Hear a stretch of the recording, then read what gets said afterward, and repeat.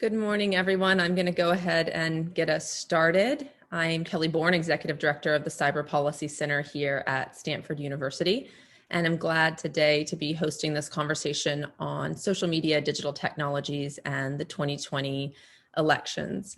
Real quickly, before jumping into our agenda for the day, for those of you who aren't as familiar with the Cyber Policy Center, all of our research and teaching focuses on improving the governance of digital technologies when it comes to their impact on geopolitics, security, and democracy. And we're home to about a half dozen programs, several of which are represented on this call today.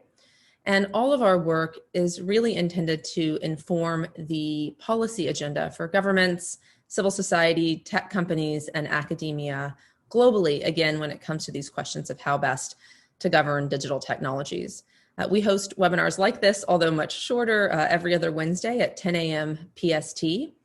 And today, as you all know, we're going to focus on the 2020 elections, which of course were unprecedented for many reasons, certainly COVID-19 and the challenges that presented to in-person polling, and of course then the rapid transition to mail-in balloting that precipitated, and then the pervasiveness of election-related disinformation, both before, during, and after the elections, and the wide range of platform policy changes that precipitated. So much to discuss today, and we have a great group of experts here to discuss that with us.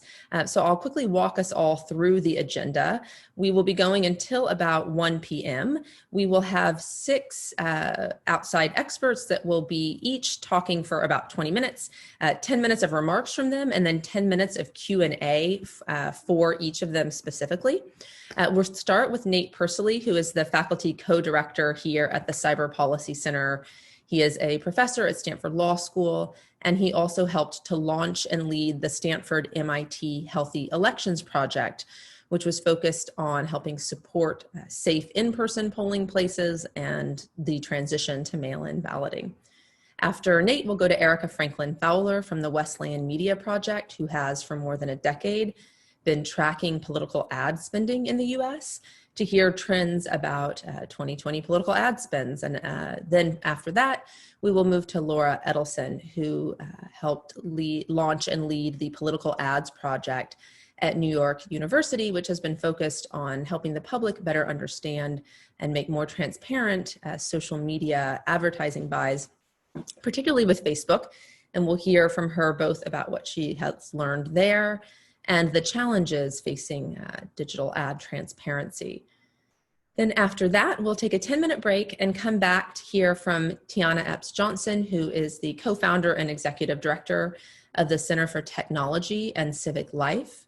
They helped run, I think, a more than $250 million program financed largely by the Chan Zuckerberg Initiative to support state and local election officials. So I want to hear more about how that project went.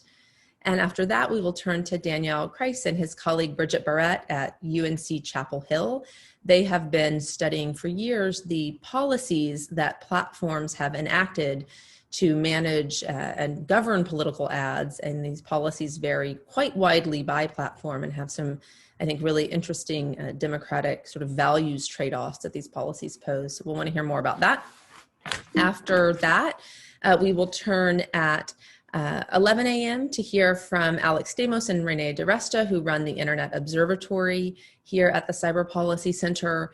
They ran a massive elections integrity project in partnership with 3 other groups to try and address election-related disinformation. Following that, we'll have a 10-minute break, and then we will turn to a panel with the platforms, hearing from leads at each of the main social media platforms about their experience in the 2020 elections. We'll hear from Nathaniel Gleischer, who is the head of cybersecurity policy at Facebook, from Clement Wolf, who is the global public policy lead for information integrity at Google, from Yoel Roth, the director of site integrity at Twitter, and from Eric Hahn, the head of safety at TikTok.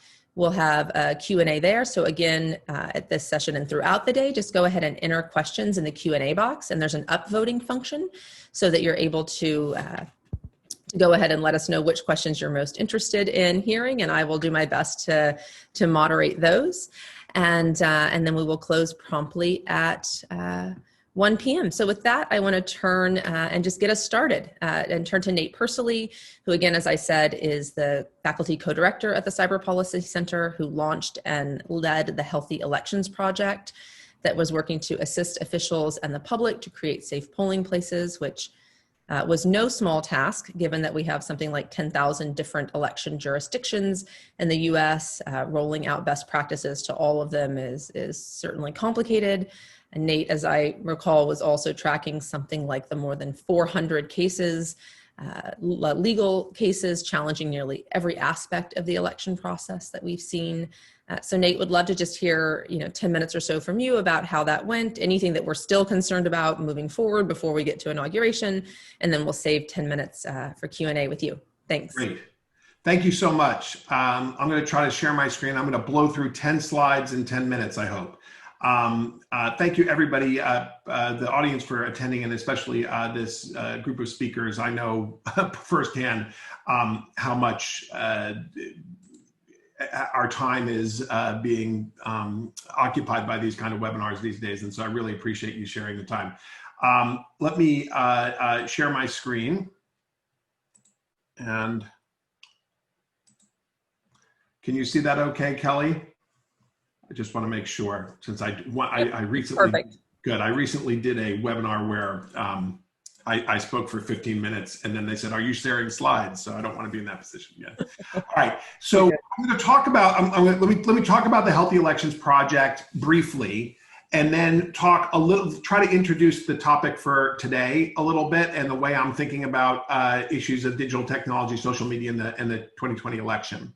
As Kelly mentioned, when the pandemic hit, the Hewlett Foundation turned to me and Charles Stewart, a professor at MIT and the nation's leading expert on election science, to try to develop at least some academically grounded effort to help local election officials in adapting to the pandemic. And so this became a bigger project than we expected, I would say, at the time. You can see all of the work that we put together at healthyelections.org. We have over 1,000 pages of research that were there. We had over 175 Stanford students who were part of this. We partnered with all kinds of organizations like CTCL, which is on the call, Democracy Works, Center for Election Innovation and Research, Elections Group, and the like.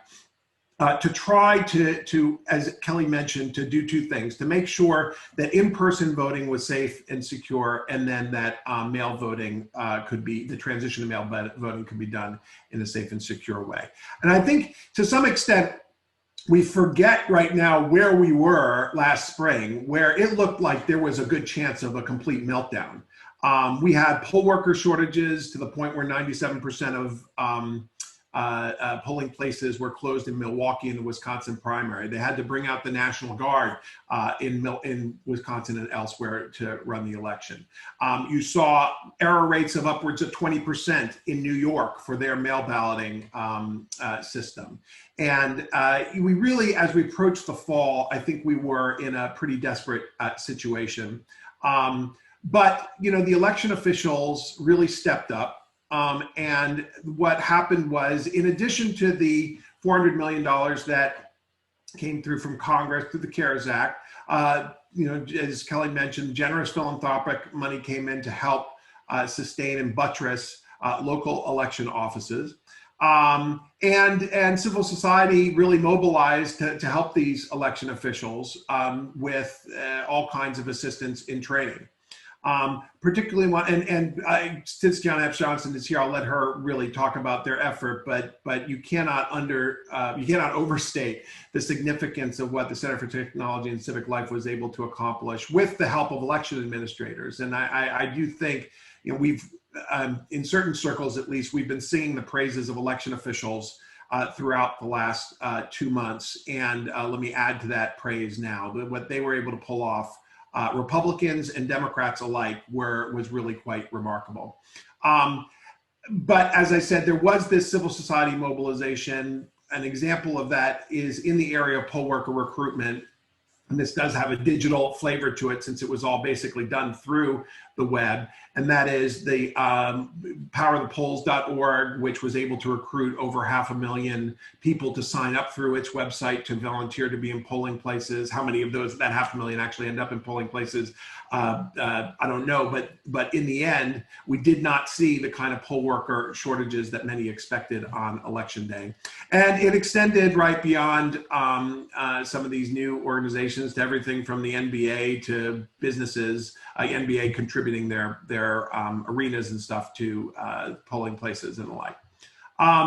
What we did in the Stanford MIT Healthy Elections Project, I mentioned the extensive research that we did, also working on poll worker recruitment. Kelly mentioned the litigation tracker, and you can still, this is the gift that keeps on giving. So we have over 500 cases that are in the database that you can see if you go to the litigation tracker there.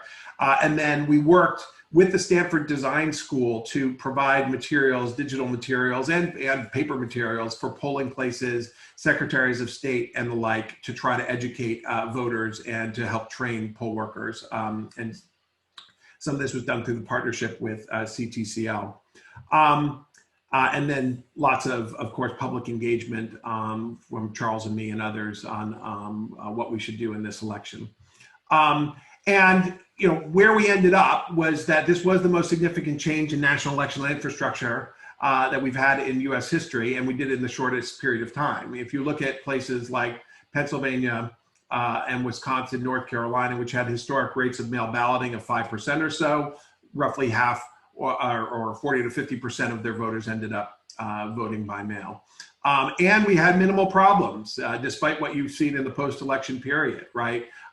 We don't, the final data are not there, but it doesn't seem like many of the problems that we saw in the primary period, dealing with lateness, dealing with rejections and the like, were significant this time. And you didn't see long lines in polling places. You didn't see poll worker shortages, despite record high turnout, right? 159 million people turned out to vote, setting records in every state, and the highest turnout in over 100 years. Of the eligible voter population, roughly 2/3 of Americans showed up to vote. But nevertheless, despite this incredible success, there's extreme partisan polarization in the performance of election administration and rates of fraud and the like. So now let me just turn quickly to the issue that we're talking about today, and that's the impact of technology on the 2020 election. I want to talk about it in 3 different domains, just to provide teasers for the material that our colleagues are going to present later in the day. So first, I want to talk a little bit about the voting infrastructure and the impact of technology on the actual mechanics of voting. Second, on campaign and group activity and what we may have seen, and even though the data is still coming in, and then also how the platforms behaved and what the policy changes were. So let me just say sort of 2 prefatory remarks here, which is that I've always sort of questioned how in the 2016 election, how significant, say, the digital environment independently was as compared to other aspects of the campaign and the like. In 2020, the pandemic forced us, right, to act digitally in ways that we wouldn't have otherwise. And I'll talk a little bit about voter registration and mobilization efforts, but that that digital technology became increasingly important when we were all trapped at home. Sort of an obvious point to make, but there are things like face-to-face voter registration drives, which could not really get off the ground for much of the spring and summer. And so digital tools became increasingly important. But conversely, or to complicate matters, that it is increasingly difficult to define what is the digital world and what is the non-digital world. My son, who both plays Animal Crossing and watches a lot of Hulu, was confronted by Biden and other political ads in both of those environments, right, leading up to this election. What is it? How do we start thinking about the pervasiveness of digital technologies and the merging of the legacy and sort of information ecosystem and digital technology? So I have a little bit to say on that. Okay, so let me just talk quickly about the voting infrastructure and then move on to the other more issues that we tend to think of when we think about social media and the election. When I was the research director of the President's Commission on Election Administration, now about 7 years ago, this was the commission that President Obama put together, that the lawyers for Romney and Obama's campaign put together to deal with the problems like long lines on election day. One of the main reforms that we urged was online voter registration. The online voter registration technology also became salient in 2016 because of potential vulnerabilities there.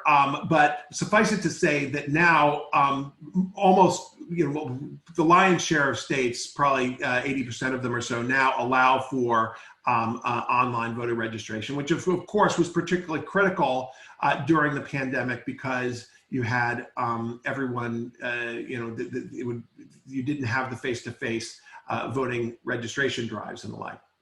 Second, I want to talk about mail balloting technology and the significance of that going forward. We have a whole set of research papers on both ballot tracking and signature verification at healthyelections.org. I encourage you to take a look at those.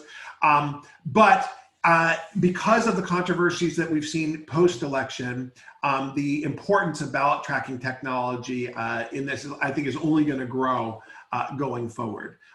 Depending on the state, you are either better or worse able to track your ballot. But it's something that is a critical security feature in the mail balloting process that was rolled out in numerous jurisdictions. Michigan, in particular, adopted Ballot Scout, developed by Democracy Works, and rolled it out without significant problems, as did many other jurisdictions. The issue of signature verification is now making its way into court and in lawsuits in Nevada and the like.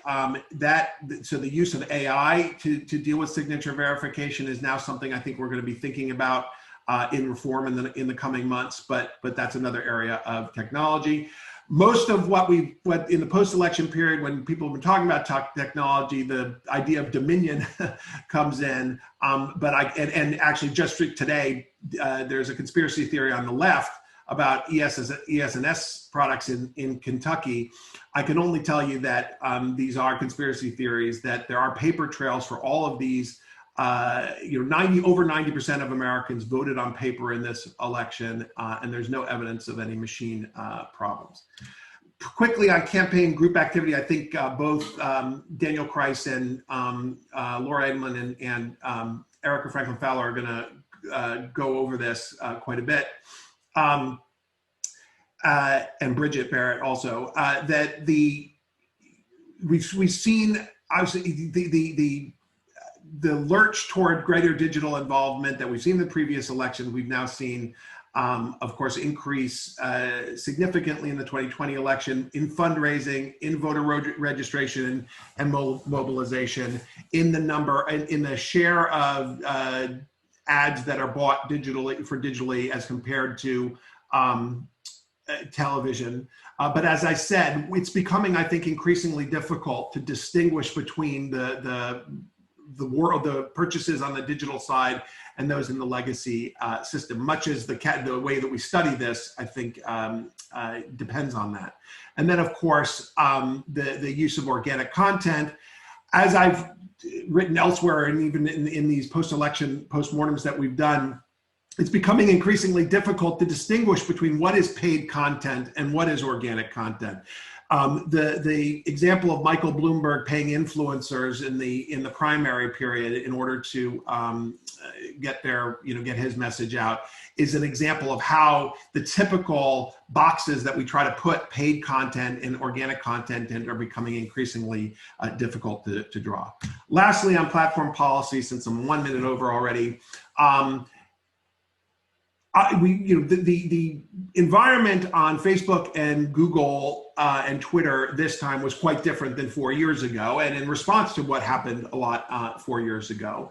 The new advertising archives, right, just speaking about advertising, right, provided an opportunity for people to study this. Of course, as Laura has shown, those archives are both inadequate and in need of supplement by outside researchers who should be able to scrape the ad archives for information as well as the platforms, but that's another debate.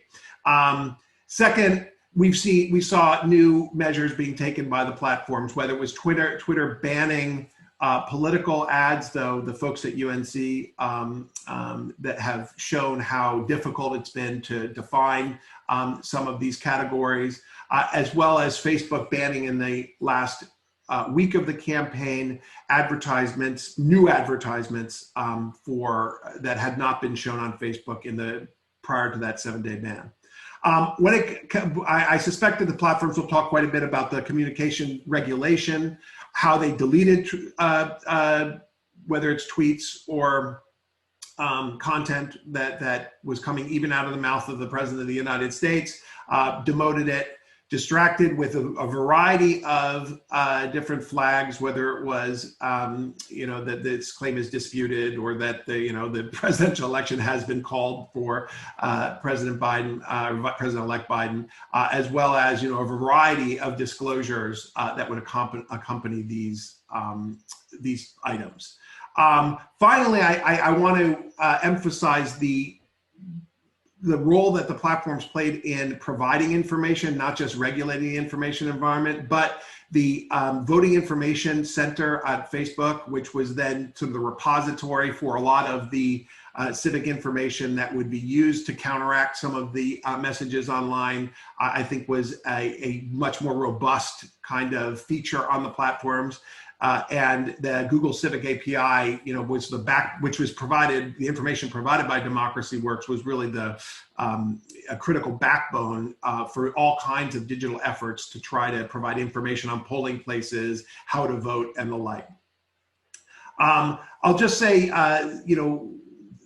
one last thing on this, which is that the pandemic, right, changed the digital environment for elections in many ways. One of them, I think, is that the rules and practices that were adopted by the platforms to deal with COVID-related disinformation over the summer and spring then had kind of spillover effects into the way they thought about regulating communication in the election.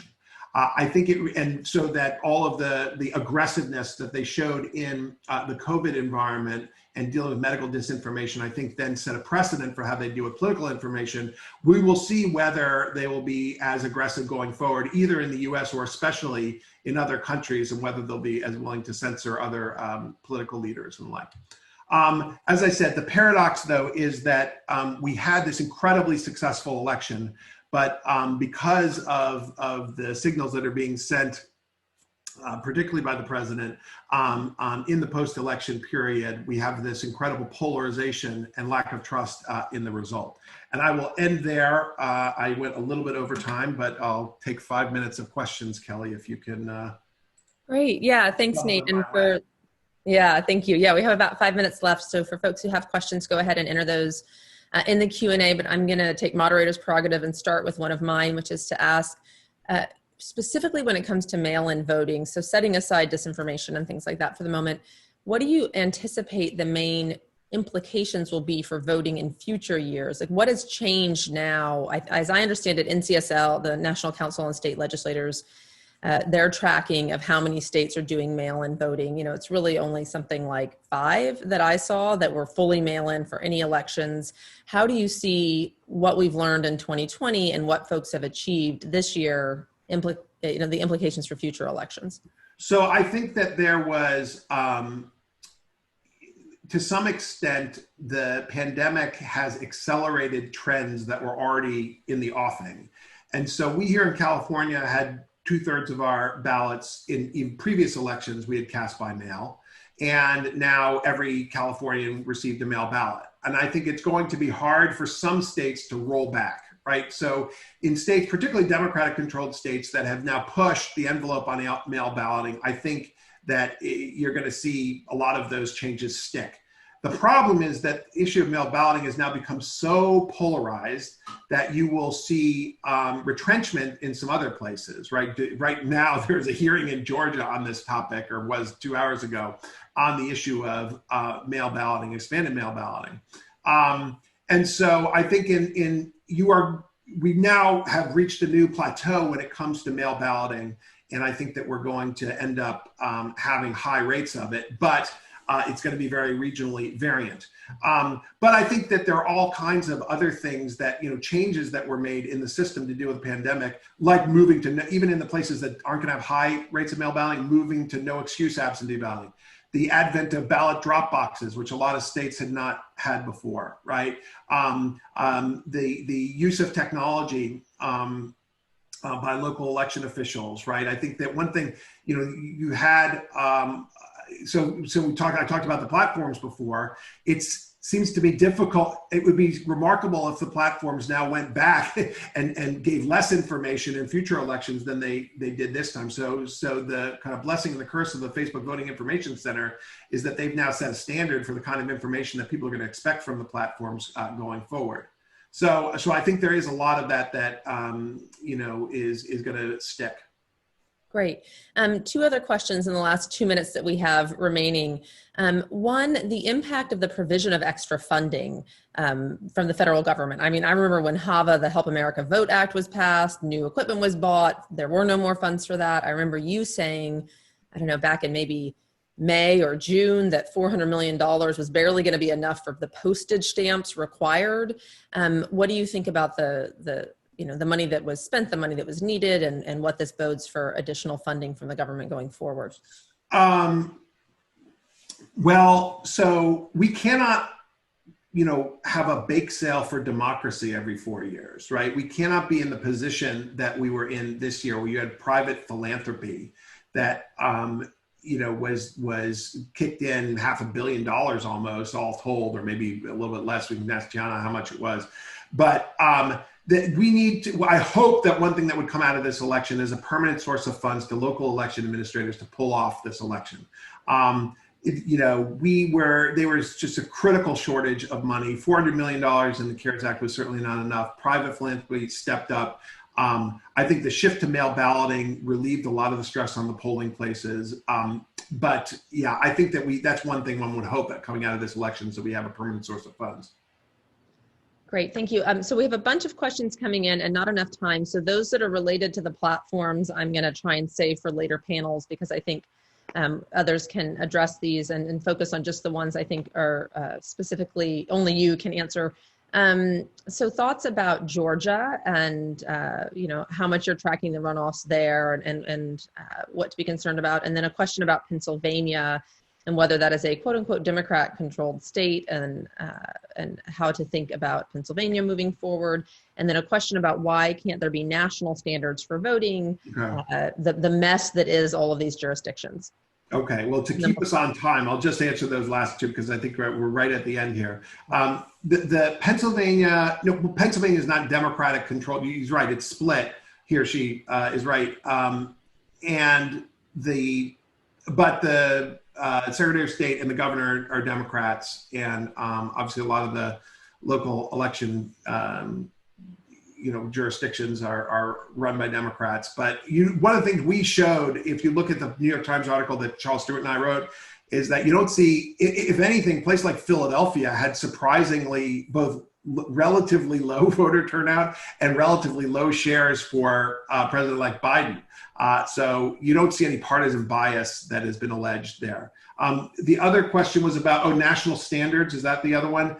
So look, we do need a floor on certain things, like maybe national standards on days of early voting, or particularly regulations to the Postal Service, because ordinarily we don't think we have a national election monitor in the US, but when a third or more of the votes are being cast by mail, the US Postal Service becomes that national election authority. So I think that we do need greater legislation here, but one of the things the pandemic showed, one of the things any of us who've worked in this field know, is that there's such great diversity between the local jurisdictions that national mandates often have perverse effects, and that you really have to be sensitive to what would be a kind of floor requirement of above which or below which that jurisdictions can't fall, as opposed to micromanaging the local jurisdictions in every aspect of the voting system. Great. Thank you, Nate. Thank you. Yeah, and we'll have time for a full Q&A with all of our panelists at 12:30 at the end, so we can take up some further questions there.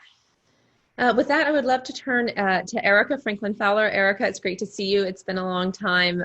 Erica is director of the Wesleyan Media Project, which she helped to fund in 2010 to track and analyze advertising by federal and I believe gubernatorial candidates in real time during elections, and is a wealth of knowledge about political spending in the US. I know that this election cycle was unprecedented. It blew through even our wildest expectations of how much might be spent. I think we clocked in somewhere around $14 billion in total spending on federal elections, which was the most expensive election in US history by a long shot. I believe 2008, 12, and 16 all sort of hovered around $6 billion. Would love to just hear, what all was spent, where and how it was spent, and especially you have been tracking the transition from, big expensive TV ad buys to a growth over the years in digital ad buys. And so would love to hear, where it came from and how it was spent. Yeah, thank you. And thanks for having me. It's a pleasure to be here. I'm going to share my screen, if hopefully I can grab the right one, and then show you a lot of pictures. So first things first, the Wesleyan Media Project has tracked political advertising in real time for a decade now. And most of our work, as was already noted, revolved around television advertising. Though we did start to incorporate digital ads from commercial sources in 2016. But obviously once the platform libraries became available in the summer of 2018, there's now a flood of additional data to track. And I think the one prefacing comment I'd like to make, and then I know we're going to dig into the details, and especially with Laura's presentation following mine, is that because none of the libraries are consistent, the cross-platform tracking is an enormous undertaking. And before I say anything else, I need to acknowledge the enormous amount of work that is conducted from the Wesleyan Media Project team, my two co-directors, Michael Franz at Bowdoin College and Travis Ridout at Washington State University, the Quantitative Analysis Center Associate Director here, Pavel Olenikov, and our WMP staff, Laura Baum and Colleen Bogutsky, and then the cadre of students that we have who make our work possible. We simply couldn't do what we do without them, and we're very pleased to have new students working on our Delta Lab, which is a computational testing ground for a lot of the work that we're doing. There's a lot left to process and a lot to say and a lot still to come. And so what I will give you is a taste of what we know now with the caveat that there will be much more to be said about the 2020 election cycle. But to start us off, big picture federal election activity, if we look at the September 1st through election day timeframe, looking at, and I'm going to be speaking quickly, so I'm happy to take question and answers afterwards. If we look at traditionally tracked television, and by that I mean broadcast television, national broadcast, national network television, and national cable, and then Facebook and Google. Across those sets, it looks like roughly $3 billion was spent between September 1st and Election Day on advertising on those places. And roughly 25% of that came from the platforms, Facebook and Google, roughly evenly divided between them. If we turn to specifically to the presidential election, and I'm going to expand the time frame just a little bit to go back to April. These are Cantor Media CMAG estimates. I'm going to also expand the landscape to go beyond the traditionally. So what I mean by traditionally tracked TV is the television data for which we have long-standing tracking data that go back now 2 decades to 2000. What you see is the proportion of activity. If we look at Biden and Trump in particular, television dominates. It's over 50% if we include those traditionally tracked sources, but you can see there's a lot of variation even among that. So 40% of Biden's spending came on local broadcast, 39% of Trump's came on that. You can see interesting differences in the way in which they looked at the national sources. So Trump in particular relied a little more heavily on national cable spend than did Biden. Digital spend, again, fairly large differences across the two campaigns. Biden spending, Trump, it was much higher across all, and I'll get to that in just a moment, but Biden spent roughly 25% of his activity on the digital landscape, whereas Trump spent, just under 40%. We do think that's a difference from the 2016 election, where the Trump campaign said that they had roughly divided their spending 50-50 between digital and television. So certainly some changes in that landscape. I'm going to turn to TV first in the presidential race and then come back to digital. So looking at the presidential election cycle, I'm giving you here on the left. So when we think about television advertising, we generally at the Wesley Media Project prefer to talk about ad volume because we know it is more accurate. The television spending is always an estimate. And so the left side, but I'm going to give you spending because that's the easiest way to compare across to the digital platforms. So as you look at the left-hand side, you see television spending by week. And then on the right-hand side is television ad volume by week.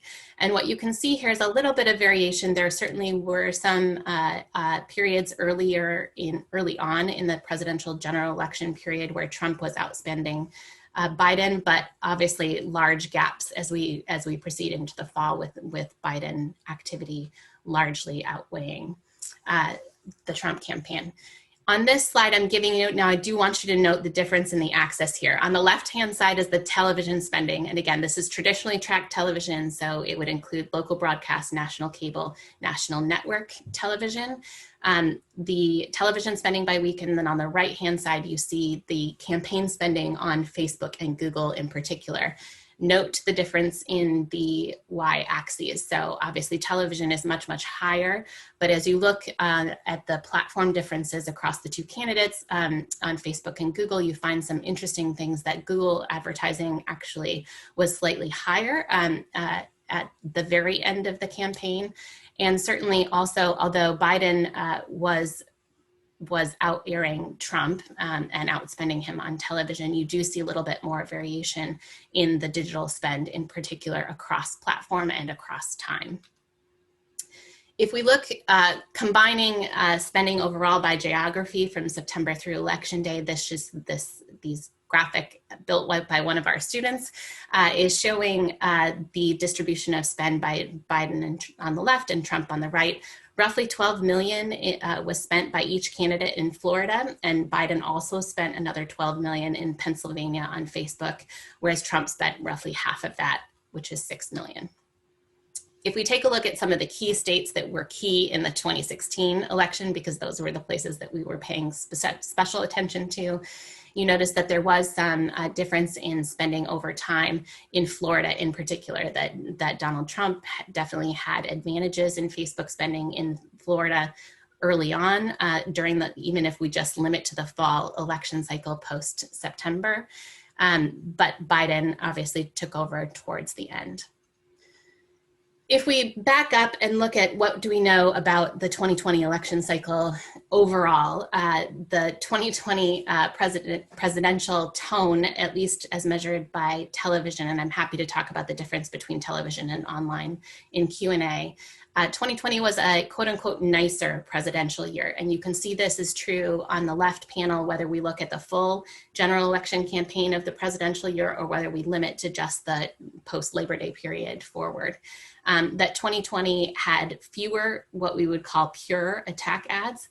And even overall, if we were going to combine the contrast ads, which would include a mention of the opponent, even if we include both of those things, 2020 was slightly more positive than prior election years.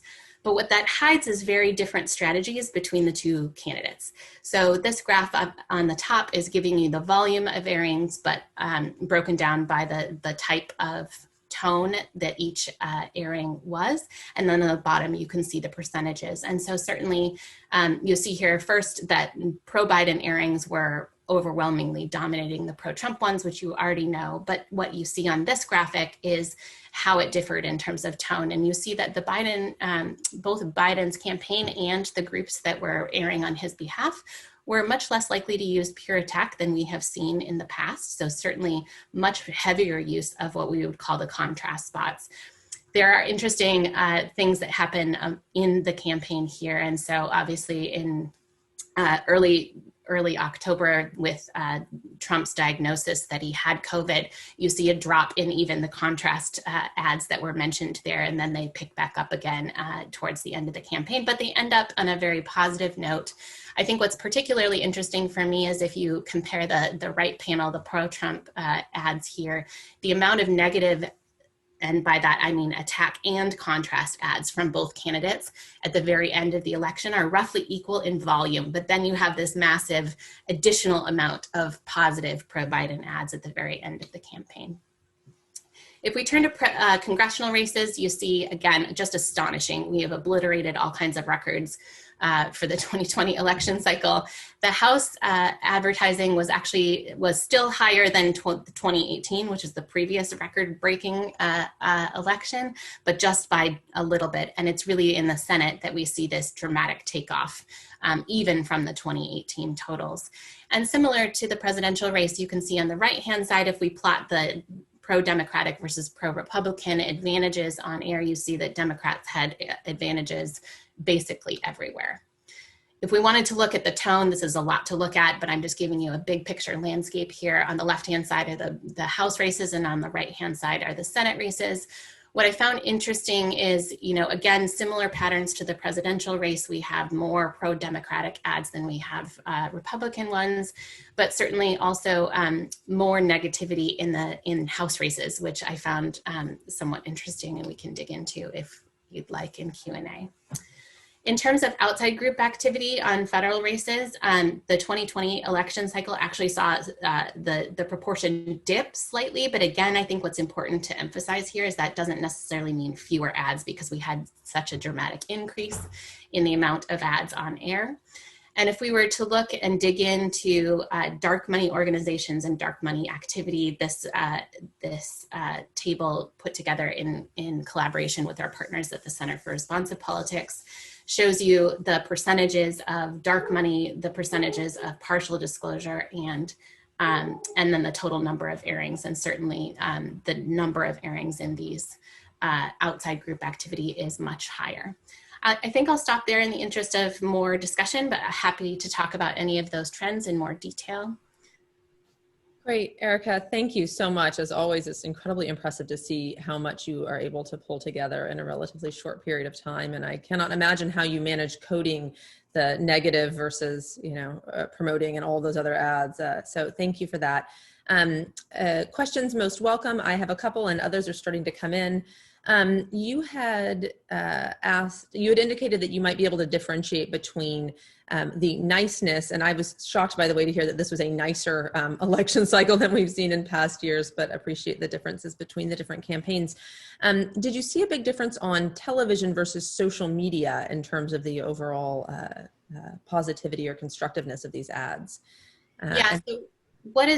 So I think it's really important to dive into our definitions here, and both in terms of the way political scientists typically think about tone of advertising. It's actually a very objective measure, and one that differs from what citizens might expect. So we classify in this it's a three category classification. An attack ad is, except for the paid for byline, an ad where you focus solely on your opponent. A promotional ad would be an ad where you focus solely on yourself. And then by definition, then a contrast ad includes some of both. It might be overwhelmingly attack, or it might be overwhelmingly promote, but we're putting those all in the same category. And what's really interesting, if we look at television versus social media in particular, is that by those definitions, television advertising is much more negative than online ads. And that was true in our extensive look at the 2018 cycle, but also true if we look at the 2020 cycle. But I think what's important to acknowledge is, of course, that that's not everything if we think about tone. And so the other thing that we do know in our extensive look at television versus Facebook is that Facebook ads are also, they're less negative by this definition, but they're also more partisan. In other words, they can more easily be predicted by your partisanship based on the language that is included and potentially other, key references. And so I do not think, and I want to be clear, I do not think that citizens will necessarily think that this was a more positive election. I mean, certainly there are many more ads on television. There are many more ads that citizens were encountering online and everywhere. And I do think the extent to which those ads can be easily sorted out. You know which party is being supported in each. Those will feel negative, even if we wouldn't, by our definition, count them as negative. And so I think that's an important way to sort of think about it. But certainly from our perspective, we do know that negative ads, through our definition, are more likely to include some mostly typically policy information, at least on television. Online, you'll find a little bit less substance. It's going to be more, quick partisan quips between the two. But certainly we do think that and I should also say the 2020 election cycle did see a return back to more policy on television than we saw in the 2016 election, at least as far as the Democratic ads were concerned. Great, thank you. We have 3 or so minutes left, and I'm going to try and group 3 or 4 questions so you can decide which you want to answer. There are quite a few on race, gender, what we know about demographics and how targeting was done. I'm not sure, I'm suspecting Laura may have tracked some of this also in her work, and we'll get to that. But really curious what we know about, language. And I noticed in some of your charts you had talked about, I think Biden had done more with Hispanic television advertising, but anything you can tell us about race, demographic targeting? Yeah, there's some really interesting, that first graph had shown, so the first table had shown some of the differences in the Hispanic television, in particular broadcast television, where Biden spent more. If we look at the digital landscape, we actually had a student who I'm hoping her analysis will be posted soon. She was looking at Spanish language advertising on Facebook in particular. And when she looked halfway through the fall cycle, so midway through October, she was finding a lot more of Trump activity that was Spanish language on Facebook. But then that sort of reversed as election day approached. And so Biden ends up with a higher proportion, but certainly differences in the way the campaigns were approaching them.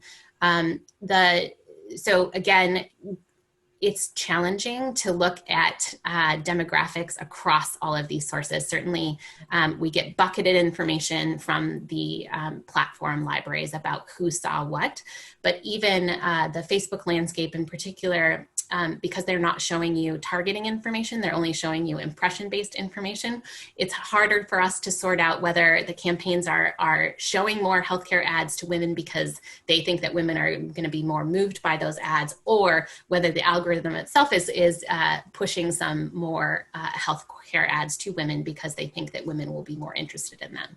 But certainly there are some differences across both gender and racial data is not available in the online archives. We can obviously infer some of it from the language and other places. And then for the television landscape, what we would do is look at program-based ad buys to try to sort out some of that information. But I would say too, because I haven't mentioned it, obviously the issue focus of these two campaigns differed quite dramatically, even if we just look at television. But of course, the online environment is going to give you even more variation with, Trump in particular taking much of the summer to talk about crime in particular, and then sort of turning back to talking about the economy and COVID towards the fall. Yeah, thank you. I know we're just about out of time, but I can't help with one more question for you. On Congress, why more attack ads in Congress than presidential? Do you have any hypotheses there? And I was trying to process your chart quickly, but it looked like we saw a fall in dark money vis-a-vis 2016. And I'm wondering what you might attribute that to also. Yeah, so two things. I think the congressional ads were, especially the House, was a much more similar amount of volume to the prior years, and so the distribution of ads therefore is also similar. So it's not as if House was more negative than it ever has been. It was just consistently negative, sort of at the rates that it has always been. So I think that's part of what we saw in House ads, and also I think the constraints of House candidates when you're competing in media markets where there may also be a presidential contest, a competitive contest, and a Senate contest in particular. There are only so many ads you're going to air, and so you're going to stick to sort of the traditional approach of the allocation of your tone. And so to me, that's probably what explains it, but I'm sure there's more to dig in there as well. Certainly, I think there is so with respect to the dark money and the partial disclosure, I think there's more to sort out there. We did see more carry packs, and we saw a fair amount of an increase in the partial disclosure category. So certainly the dark money in particular may have gone down slightly, but I think if you look across the full bucket of the fully transparent, certainly we're still seeing more ads from those groups. Great. Erica, thank you so much. This has been fascinating. We want to now turn to Laura. And as I said, Laura Edelson is at New York University, and she and her colleague, Damon McCoy, is a professor of computer science at NYU. A couple years ago, launched the NYU Ad Observatory, and this September really helped refine that, which is intended to help reporters and researchers and others really easily analyze political ads, in particular from Facebook, because as we've discussed, the ad archive that Facebook has put together has a variety of challenges associated with it. And Erica, I'm remembering these conversations years ago with you, and they continue. And Laura also. We've been talking about this for some time. I think, as we know, television broadcasters must disclose information about political ads to the public. Facebook and other platforms face no such federal requirements, so it's been a bit of a hodgepodge trying to piece this together. Laura, you launched this project to help with that. And then, as I recall, seeing in my Twitter feed one day that the Wall Street Journal had covered Facebook's attempt to shut down your project, and I was feeling for you certainly at that time. I think we all were. They had stated that it violated provisions in Facebook's terms of service that prohibit bulk data collection, something I think every scholar in this field struggles with. So would love to hear, what you learned from the project, what you learned from the experience of trying to improve transparency in this space. And we'll have about 10 minutes for that. And then if folks want to enter questions in the Q&A, that would be great. Thanks, Laura. Thanks, Kelly. So yeah, today I'm mostly going to be talking about our more general election efforts, not our current difficulties, but let me start my presentation. Okay, so yeah, today I'm going to be talking about our 2020 election monitoring results. So just to give you a little bit of some context on who we are. I'm a PhD candidate at NYU. I work with Damon McCoy. He's my advisor, and a lot of this work was done with Paul Duke. He's our lead engineer, and we're computer scientists, and our particular focus is on cybersecurity. We work out of the NYU Center for Cybersecurity. So while I think Erica can give you so much great context on the political science aspect here, our focus is really on this as a cybersecurity problem to solve. And so our approach there is we really think we need to look at the entire ecosystem of political advertising and really think about how we can audit that and how we can develop tools for functional transparency. So we focus on Facebook data. We do this for a couple of reasons. First, Facebook is just undeniably the 800-pound gorilla in the political digital ad space. But second, because Facebook has been much more transparent about the political ad data that they have than other platforms, and they really do deserve a lot of credit for that. We do augment the data that we collect from Facebook's ad library API with ad targeting data that is anonymously collected by users of our browser extension, and that's Ad Observer.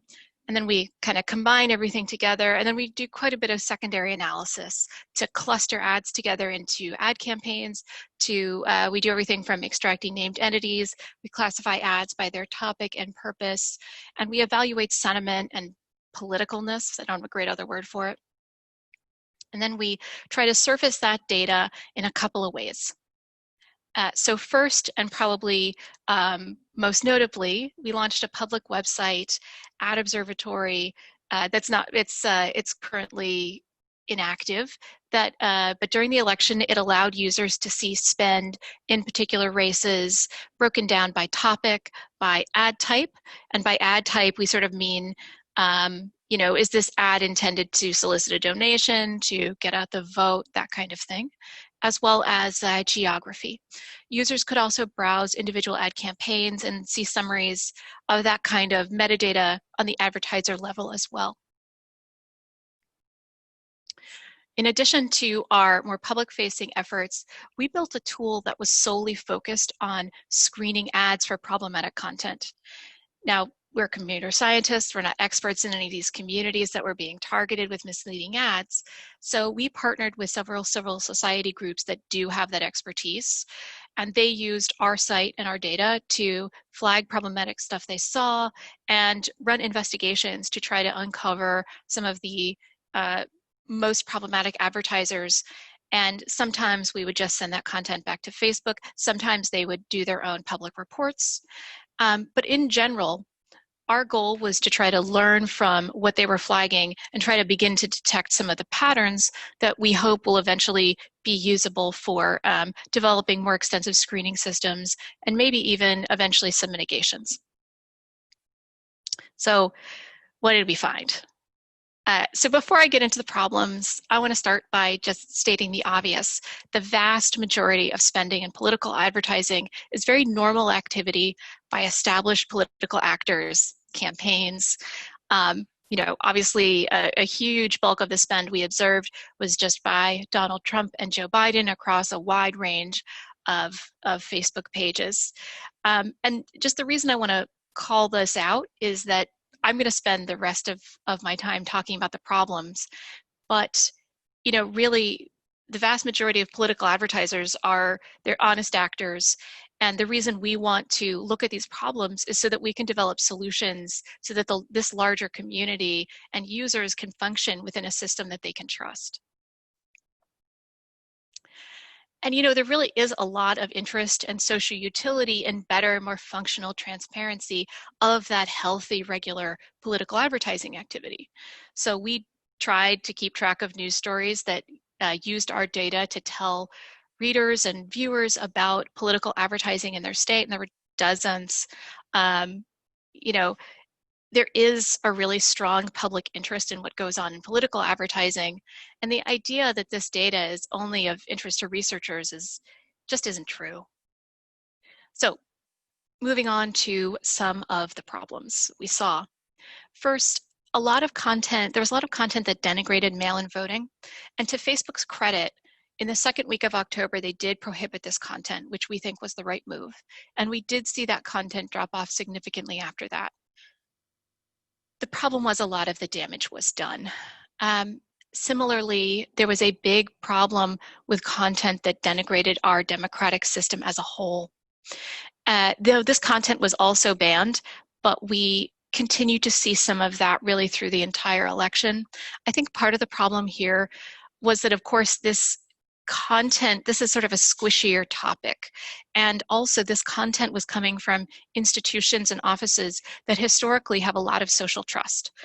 President Trump engaged in this, of course, but so did quite a few other Republican candidates and local parties. And I think that this is a place where the policy carve-outs that Facebook made to allow political candidates to run ads with false content has really painted them into a corner in terms of dealing with this problem. Just to dig into this very slightly, we ran a sentiment analysis of ads by topic in the month of October. And democratic norms are not the most negative topic in this list. But compared to historical data, this topic being negative at all is quite striking.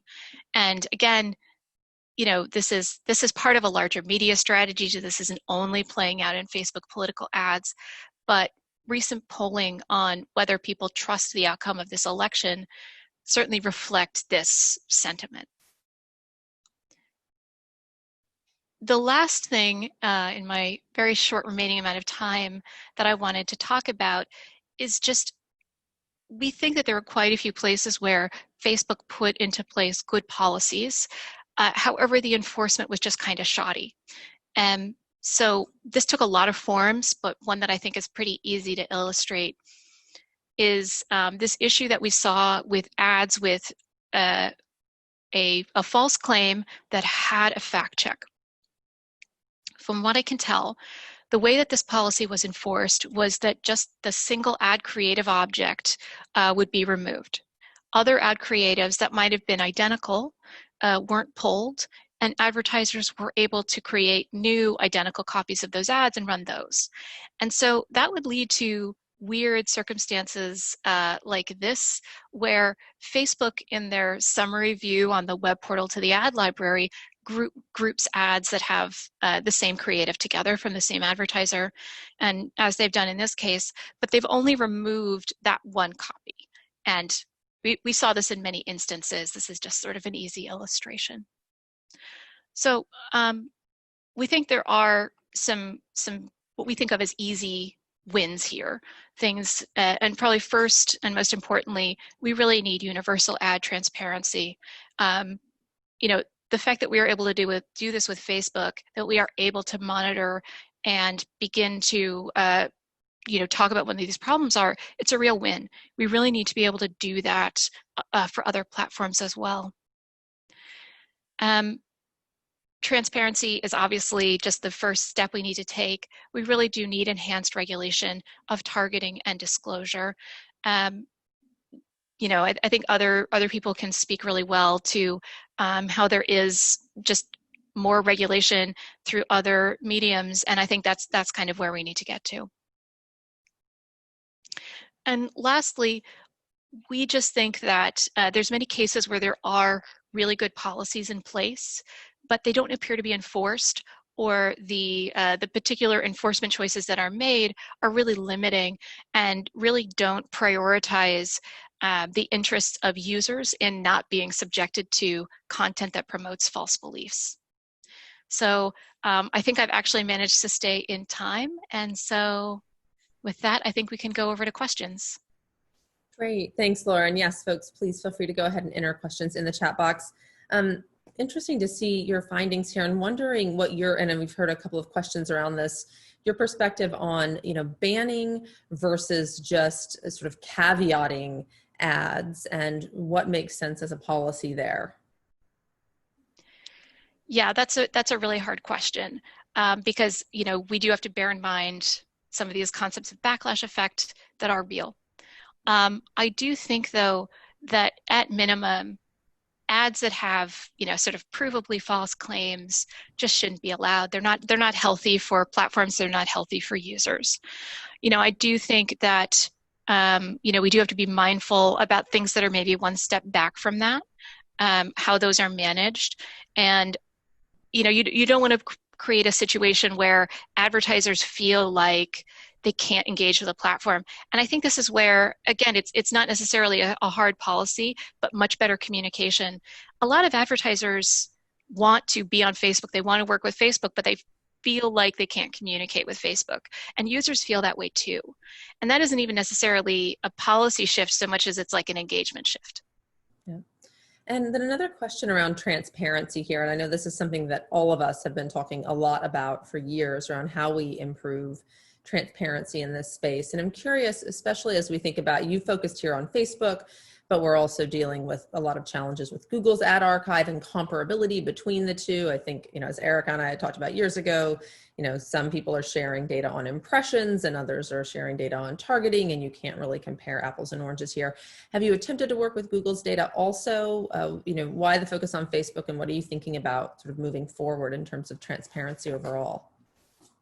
Yeah, we're actually in the process now of incorporating Google data into what we have here, and that's certainly what we're planning to do for 2022. So we focused on Facebook because, as I said, they deserve credit for this. They have a really good ad inclusion policy where they include not just direct electioneering, but ads on social issues as well. We have a particular focus on misinformation. Most sort of misinformation, content promoting false beliefs takes place in these social issue ads. So because Facebook doesn't include that content, it's just not as useful an archive. And so, we focus on Facebook because they are doing this first step very well.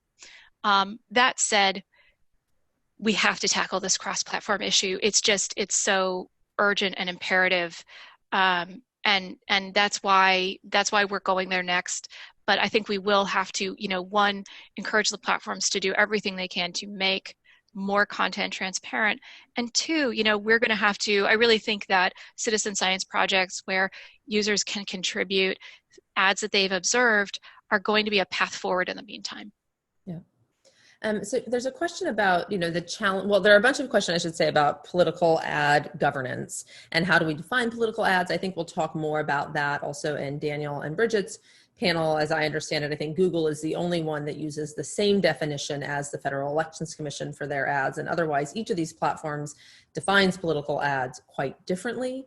And then, of course, as you said, Facebook includes issue ads. Google and other platforms don't. This is a question that has plagued even the Supreme Court for decades. So it's certainly not an easy one to define a political ad. And I think we'll talk more about those sort of questions around how do we best regulate these in Daniel's session. Here, you had talked a lot about the challenges in actually implementing their policies. And I think we've experienced this around COVID too. I remember a great study from colleagues at Oxford who had found that something like 59% of COVID-related disinformation that had been debunked by the WHO was still up on Twitter weeks later, and 25 to 30% up was still up on Google and Facebook. And this is disinformation that is clearly defined, has been fact-checked, and the platforms don't face the same partisan disincentives to take it down, and they still couldn't, it seems, have gotten it down enough. So what do you attribute this lack of sort of follow through on policies to? Is it a capacity issue, a willingness issue, something else?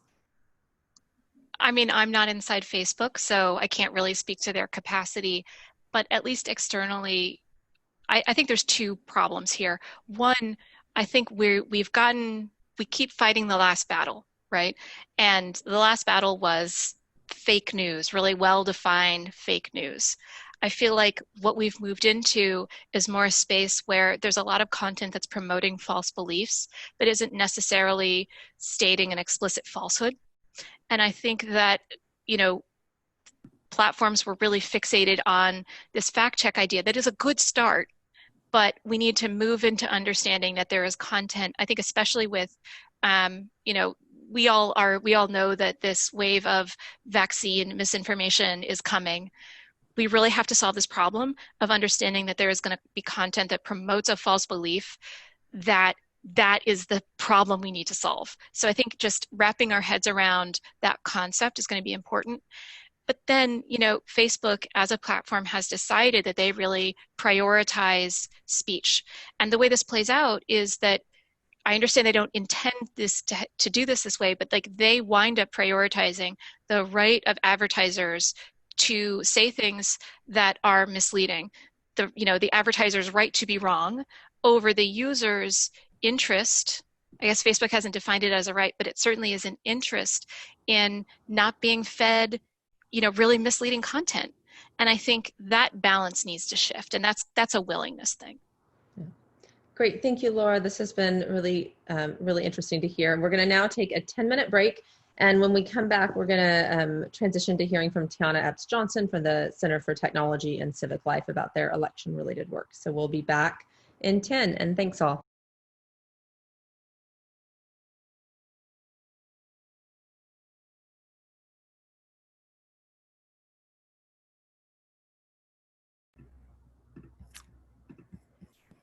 All right, everyone, we're going to go ahead and jump back in and transition now to hearing from Tiana Epps Johnson, who is the co-founder and executive director of the Center for Technology and Civic Life, which she helped found in 2012 as a team of civic technologists, trainers, researchers, election administration, and data experts, all working to help modernize the US elections.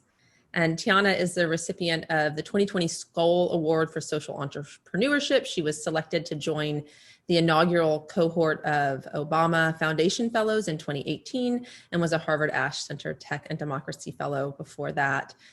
So Tiana, it's really nice to see you again. It's been a while. I know this year has been extremely busy for CTCL. If I'm not mistaken, you guys had received something like a $250 million grant from Chan Zuckerberg, part of their $300 million investment to support nonprofits to provide assistance to city and county election officials.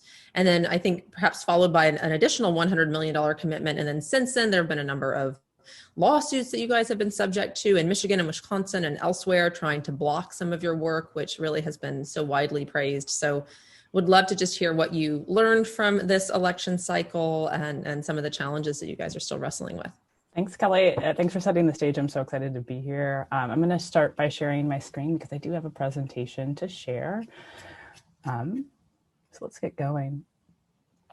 So I'm going to take the next 10 or so minutes to share a story about how a small nonprofit in the Midwest that you probably hadn't heard of prior to this year essentially did the work of a federal agency to ensure that our country's local election officials had the skills, the tools, and the funds that they needed to administer an election in 2020. I also would be remiss to say how exciting it is just to be even virtually back on the farm as a proud Stanford alum. Before sharing the story of what we did in 2020 at the Center for Tech and Civic Life, I'm going to share a brief bit about who we are and how we approach our work for those who are less familiar. We're an organization based in Chicago, and we consider ourselves a civic infrastructure organization. Our programs are focused on connecting Americans with the information that they need to become and remain civically engaged, while also working to ensure that our elections are administered in a way that's more inclusive, professional, and secure. We approach this work through two main verticals. We have a government services team, and that's the team whose work I'll really focus on today. That team year-round is supporting our country's local election officials with industry best practices, free tech solutions, and cutting-edge training to ensure that elections are more trustworthy and inclusive.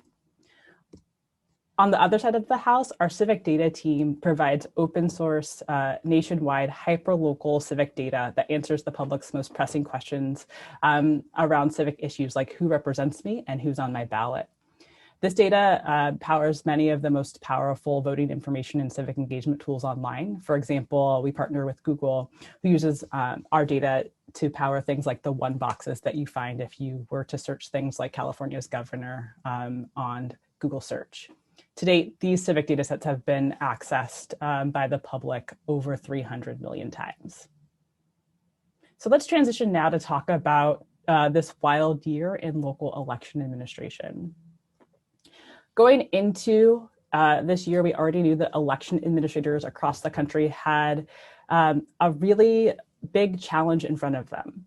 Data going back as far as 2019 showed off-the-chart voter enthusiasm that many expected would translate to record-setting turnout. This year was all set in an environment of misinformation and polarization and chronic underfunding of elections that has left election departments understaffed and reliant on crumbling technology. And states like Michigan and Pennsylvania had each passed great pro-voter legislation, including really improving vote-by-mail rules in each of their states. But that legislation was going to be implemented at scale for the first time in a presidential election year, which of course is a huge challenge. And then add to the mix a global pandemic. When the coronavirus first began to impact the United States, we couldn't predict at the time the full implications of the impact on our elections, but we knew that in the best case, by November, life would go back to normal, but there would be some residual concerns about in-person gathering. Or worst case, we could be in a second wave of an active pandemic during the November general. And either way, there were immediate ways that the field of election administration had to respond. This included massively increasing election departments' capacity to process voters by mail. It included keeping in-person voting locations open for those who rely on that method because it is more convenient or more accessible than voting by mail, all the while implementing public health guidelines to keep both election workers and voters safe. So with that context, here's what we did at CTCL to really do our part this year. First, in 2018, we developed in partnership with the Center for Democracy and Technology a 3-part cybersecurity training tailored to equip local election officials specifically with the tools, the skills, and the partnerships that they needed to defend our election systems from attack. Early this year, the United States Election Assistance Commission actually purchased this training from us, and it's now free and available to every local election official in the country in a self-paced format that they can take when works best for them and revisit as they need it. So prior to having this contract with the EAC, we had seen over 1,000 election officials go through this course and are really excited that it is available now for every single election official in the country. Election officials are also the source of most official voting information, and research shows that they're some of the most trusted government messengers. So it's critical that they are really well equipped to spread the word about voting. And so with that in mind, one of our core focuses coming into this year was ensuring that election officials knew how to connect the folks that they serve with accurate, understandable information in the places where voters are actually looking for it. We provided a 4-course series on communicating trusted election information that included a new course for us, I think maybe the first of its kind, on combating election information specifically from the perspective of local election officials. And across this series, we were joined by election officials representing 27 different states. And while cybersecurity and comms trainings were both planned parts of our roadmap coming into 2020, we quickly got to work connecting election officials with the best practices required to administer an election in a pandemic, where we wanted to ensure that voters weren't faced with the choice of having to choose between exercising their right to vote and protecting their own health. So the CTCL team got to work, and we developed a COVID-19 webinar series. We produced 12 webinars in total that we delivered every Tuesday and Thursday for 2 months. We recruited 24 guest speakers to share their firsthand experience with their peers. And this series really covered the range of types of experiences election officials might face in 2020. We started with a course that really helped election officials do things like take an emotional audit and think about the leadership that would be required to lead an office through such a precarious time. We covered things like the nitty-gritty details of how to effectively scale up your vote by mail and manage a huge influx of things like mail ballot request forms at a scale that you hadn't encountered before. We covered things like how to properly cite drop boxes and set up the collection so that that is done securely and regularly. And we helped election officials think about how to keep those in-person polling places and counting spaces safe for volunteers and for their election workers. All told, across this series, we were joined by election officials from 36 states. But of course, none of this work that election officials had to do to make the voting system work in a pandemic could happen without resources, and resources above and beyond what it usually takes to administer an election. Experts estimated that we were in need of nearly $4 billion to meet this moment. And Congress didn't fully come through. They only provided a fraction of what experts estimated was needed, allocating just 10% of the $4 billion to election departments. Throughout the spring, we heard from election officials in offices of every single size and type that their #1 need was funding. Tools and training were okay, but if you're going to deal with 2 times or 10 times your typical volume of mail ballots and applications for those ballots and calls from the voters about those ballots, you, for instance, need more staff and more equipment. So we launched the CTCL COVID-19 Response Grant Program. We're an election infrastructure organization, nonprofit, not a grant-making organization, so this was new territory for us. We started with what I thought was incredibly an ambitious goal. Maybe we would raise $5 million to then regrant to election departments. Had we accomplished that, it would have been the largest raise that I'd ever done in my life. It would have been double our organization budget.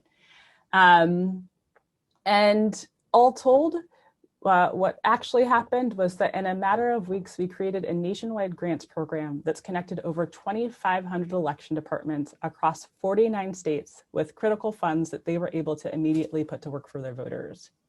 By January, we will have given away almost $400 million, which is the same amount that the US Congress contributed to this election cycle. And as Kelly mentioned, $350 million of those funds came in the form of a donation from Dr. Priscilla Chan and Mark Zuckerberg to CTCL.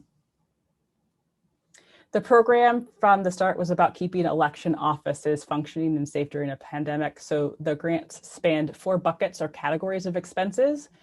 And as we know, election offices, are quite diverse. Not all are the same. Certainly not all geographies are the same, and states have different rules.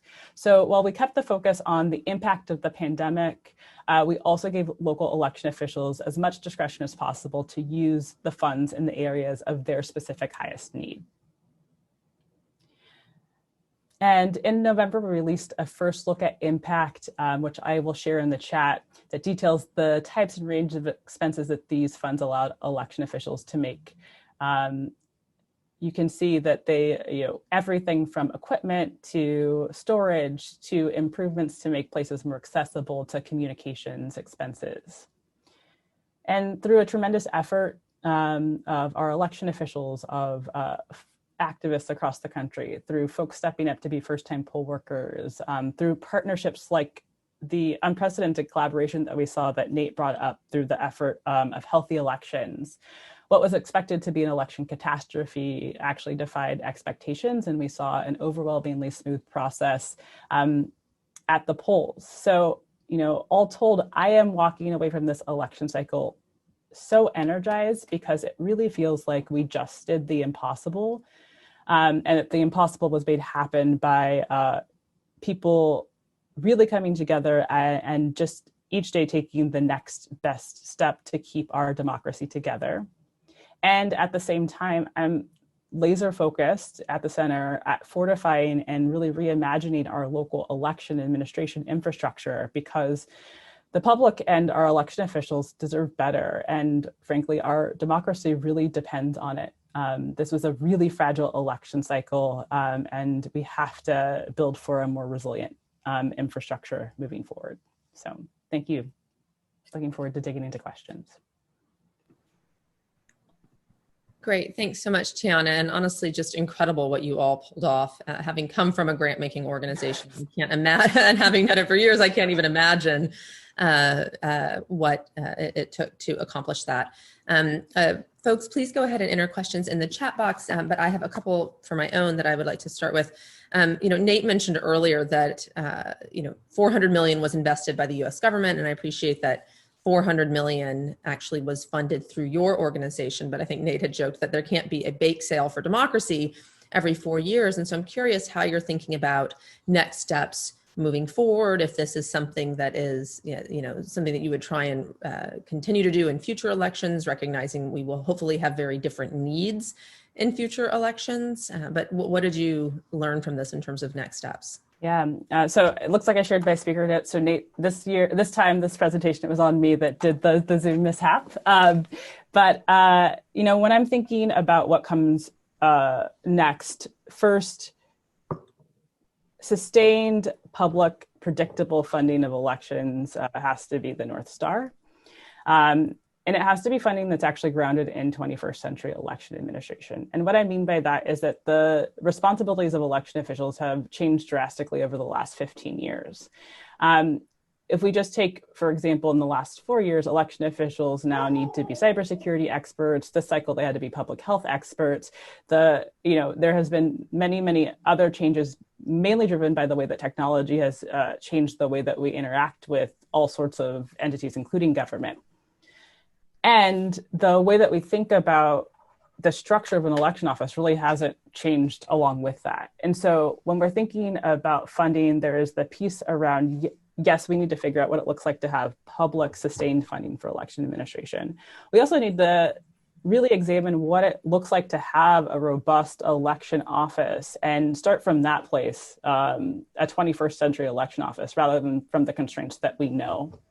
So that piece of work of really defining what it takes to run a high functioning metro, suburban, rural election office is the type of work that we're going to be interrogating. And I think where we land from that may look like helping equip election officials to better advocate for themselves for the resources that they need on a regular basis. It may look like examining whether there is a short-term role for additional supplementary funding from the private sector for elections.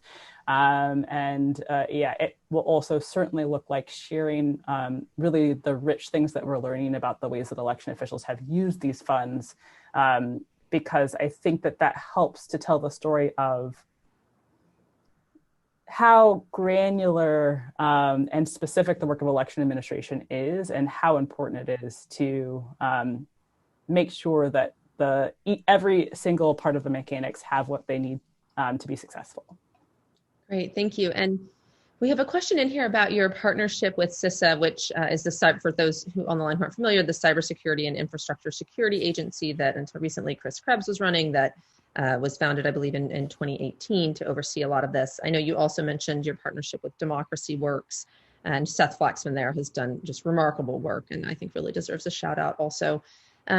So would love to hear more about those partnerships with CISA, with Democracy Works and others. Yeah, so one of the core partnerships I had lifted up was the partnership with the U.S. Election Assistance Commission, and that is the agency with which we've partnered to provide cybersecurity training to the field.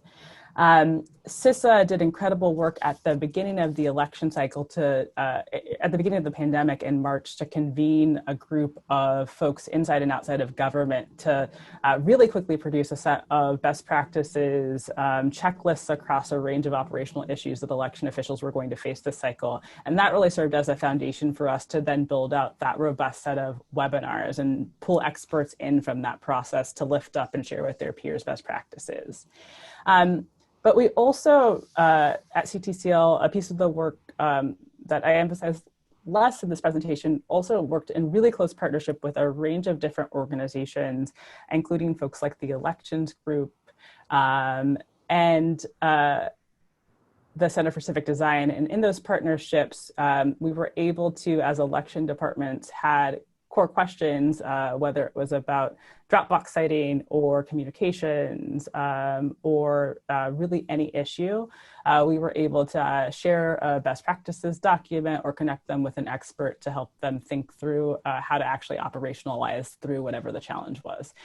So I think one of the most transformational things that happened this cycle is that collaborative work that happened behind the scenes among these organizations that do the work of supporting election officials in the civic engagement field more broadly, and really nurturing that collaboration is another, it's in our organizational DNA, and really look forward to seeing where that can take us.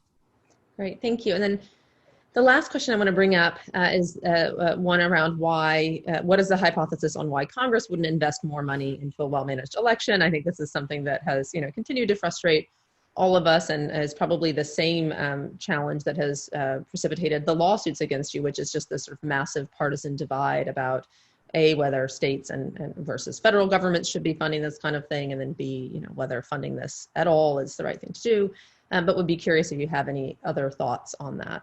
Yeah, I really can't speak to why Congress does anything. Why Congress, chose.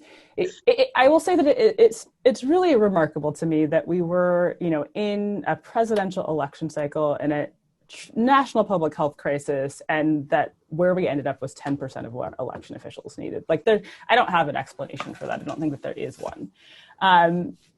But I do think that part of the opportunity moving forward is one, that election officials, I sort of lived in this world this year working directly with local election officials that felt a little bit disconnected from the rest of the world, because election officials across all sorts of partisanship were really well aligned on being focused on serving voters. And so I was in this my world was not polarized on a day-to-day basis. I was working with Republicans and Democrats and folks all across the political spectrum.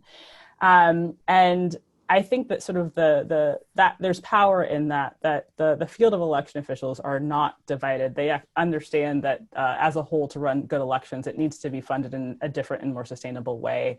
And so I think sort of unlocking how election officials can continue to come together and make that case will be one of the really key things moving forward. I will name that, historically election officials have not been one of the constituencies that's been at the table around policy making, even though they're the ones that are ultimately implementing election law. And that is something that also needs to shift to have, better laws on the books that are easier, better for election officials to implement, but also so they can be at the table to make the case for the funding that's required to implement those laws effectively. Great, Tana. Well, thank you so much. And thanks for everything that you did this year. It was just very impressive to observe that from afar. So thank you for taking the time.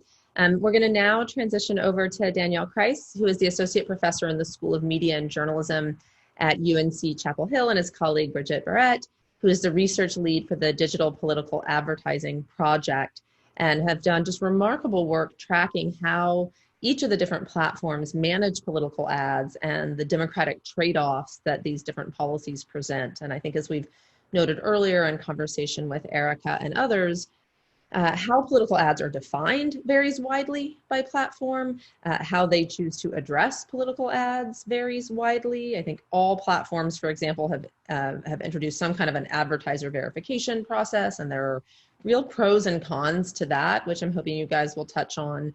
Some platforms have decided not to carry political ads at all, as was announced by Twitter, and I think it was October of 2019. I think TikTok basically has the same policy, and others, obviously are carrying political ads, but are addressing micro-targeting and so forth differently.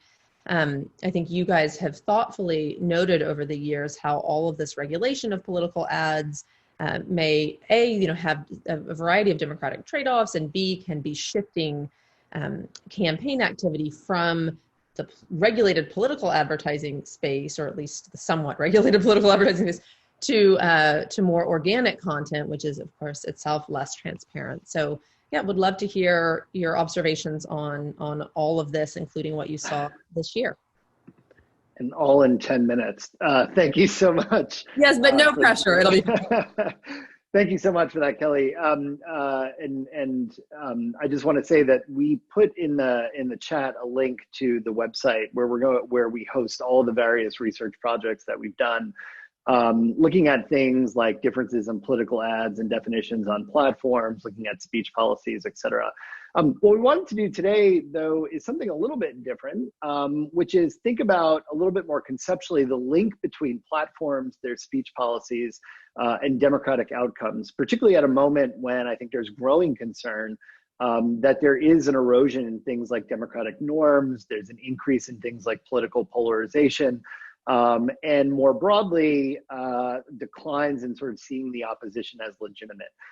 So over the last year, again, we've conducted a range of different empirical projects that looked at things like changing platform policies on things around political advertising, micro-targeting, health, political, and election-related speech. But here we want to think about what is platforms' relationship to what scholars call democratic decay.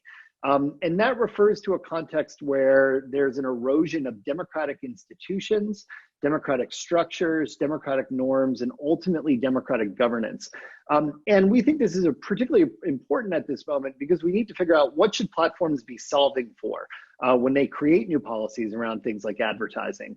And also as a research community, we need to know what questions to ask. And certainly for the public, they need to know, how does what platforms are doing relate to their ability to cast a vote in a free and fair election? So What I just want to outline a little bit before turning things over to Bridget are some of the key concerns in the literature about scholars who study transitions from democracies to hybrid regimes, or more broadly, scholars who study the deterioration of things like core democratic processes, institutions, and governance mechanisms. We're also going to run without slides here, I should say. We kind of made the decision that we were going to try to be just a little bit different and talk through some of the arguments that we make, summarizing sort of a number of different research streams. So let me just start out by saying that we actually don't have a really good set of answers to the questions of what platforms should be responsible for when it comes to democratic erosion. In a lot of research that looks at things like transitions from democracy, often media is not expressly studied, or people see the media often as a target of things like authoritarian regimes. And there's very little on platforms, in part because they're so new when we think about transitions from democracy. Meanwhile, research on platforms itself, I think generally has focused a lot on things like polarization and disinformation, which we view as being very important. I'll say more about that later on. But hasn't said necessarily as much about how platforms can be used, especially by political elites and political actors, in order to undermine democratic functioning and democratic norms. And more broadly, one of the things that the scholars around things like democratic decay are really interested in and concerned about are things like the functioning of political parties and the functionings of things like laws. And once those things start to erode a little bit, then we get into the areas of concern for scholars. So let me just say a few things about what we think platforms should be held responsible for, and also shouldn't be held responsible for. I'll start with the shouldn't. In general, if you look at the research literature that looks at the erosion of democratic functioning, we see a few cluster of things that we don't really think platforms have a direct relationship on. This includes what legal scholars call constitutional rot, as well as the erosion broadly in things like norms, as well as the administrative state. In general, scholars who study things like weakening democracy tend to focus on the relationship of political elites to a lot of these functioning, whether this is the degradation of things like constitutional norms, whether it's institutional forbearance by political elites, whether it's the weakening of things like norms around electoral fairness and partisan cooperation. I think we're seeing that in a really big way currently with the lawsuit by the state of Texas, by the failure of a number of Republican leaders across the country to recognize Joe Biden as the legitimate president-elect. These are key and compelling threats to democracy that scholars who study this would be really concerned about. Platforms, however, aren't really responsible for this bigger sort of framework of things that might be weakening US democracy. However, they do have indirect responsibility for a few key things. And I'm going to lay them out here, and then Bridget's going to talk a little bit about some of the examples or cases from 2020 that we revealed in the course of our research. First of all, platforms have an indirect responsibility for the erosion of tolerance. Political tolerance among rivals with competing interests and different religions, social identities, and values is absolutely crucial and necessary in a pluralistic democratic system, especially in the context of securing a commitment to things like free and fair elections. Relating to that, platforms also play an indirect role in efforts to undermine the legitimacy of the opposition. A cornerstone of elections, as well as the ethics of partisanship, is a commitment to playing the electoral game in the future, and that means the possibility of losing now and not facing another side that's an existential threat. Also, platforms likely play an indirect role in growing polarization. By this, we mean that us versus them animosity that animates a lot of politics and broadly sort of creates those fault lines where, you know, people are less likely to socialize with members of the opposite party, to view them as a threat. How and when social media and digital platforms do these things is the subject of a lot of research, interest, and debate. But one set of key answers is that platforms may be responsible for doing things like amplifying content through algorithms that divide people. They might be prioritizing content that's the most emotional and the most engaging in ways that erodes things like mutual tolerance and mutual faith. Platforms also give political elites and other organizations a means to do these things. So when Kelly mentioned earlier how political ad bans, for instance, might benefit those with greater organic reach, one thing that we often heard through a set of projects we did around ethics with political practitioners is all the ways in which Donald Trump doesn't often need political advertisements on sites such as Twitter, but Joe Biden might in order to correct misinformation that comes from the president. In general, it's about the rules of the game and who they're favoring. Another thing that we should say is that platforms have an indirect role potentially in decreased public faith in institutions and democracy. And here, this is where the disinformation and misinformation really comes in. We see broadly this move towards what scholars call defactualization, this idea that the public can't trust in anything, in particular, can't trust in institutions that are tasked with producing things like public facts, such as journalists, federal agencies, scientific organizations, and research industries. There's also broadly what we would say is an indirect decline in democratic accountability. Broadly, this is the ways that platforms enable things like strategic actors to undermine sources of accountability, particularly among the public, over elected leaders. I think one thing we're seeing really a lot now, and again, I hope we get into this in the Q&A, the rise of things like Newsmax, for instance, and the One America News Network, that in essence are being a mouthpiece for a lot of the president's claims that there was electoral fraud and therefore Joe Biden is illegitimate. It's impossible to imagine these sites existing and certainly having the distribution and scale that they do without imagining the infrastructure that platforms provide in terms of giving them reach, in terms of giving them amplification. With that, I'll turn this over to Bridget and she could talk through a couple of specific cases and how they relate to those democratic concerns. Thank you, Daniel.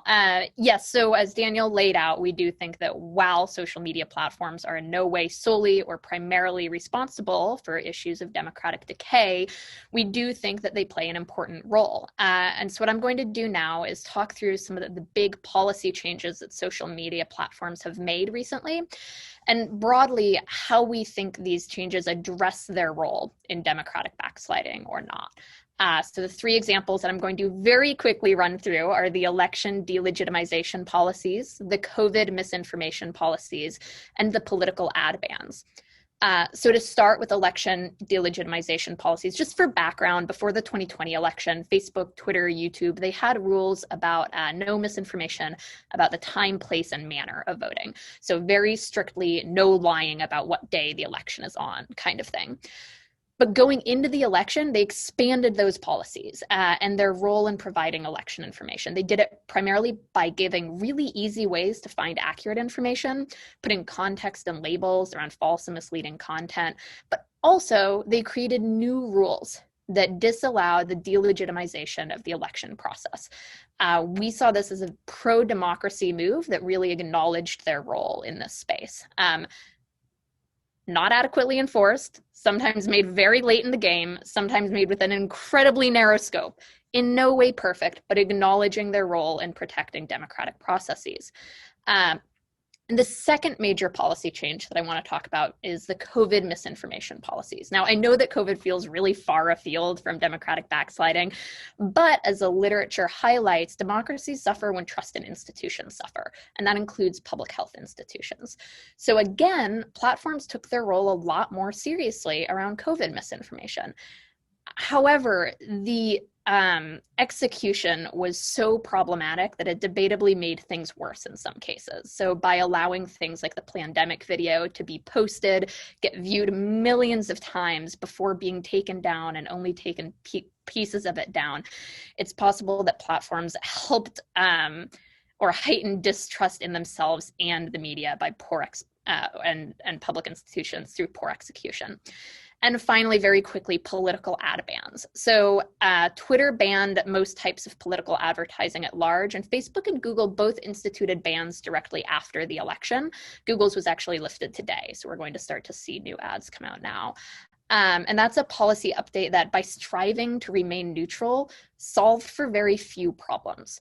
rather than directly and honestly addressing the problematic content of political ads that Laura has shown, like false information or divisive content, ad bans simply remove the tool that can be used for both pro and anti-democratic purposes.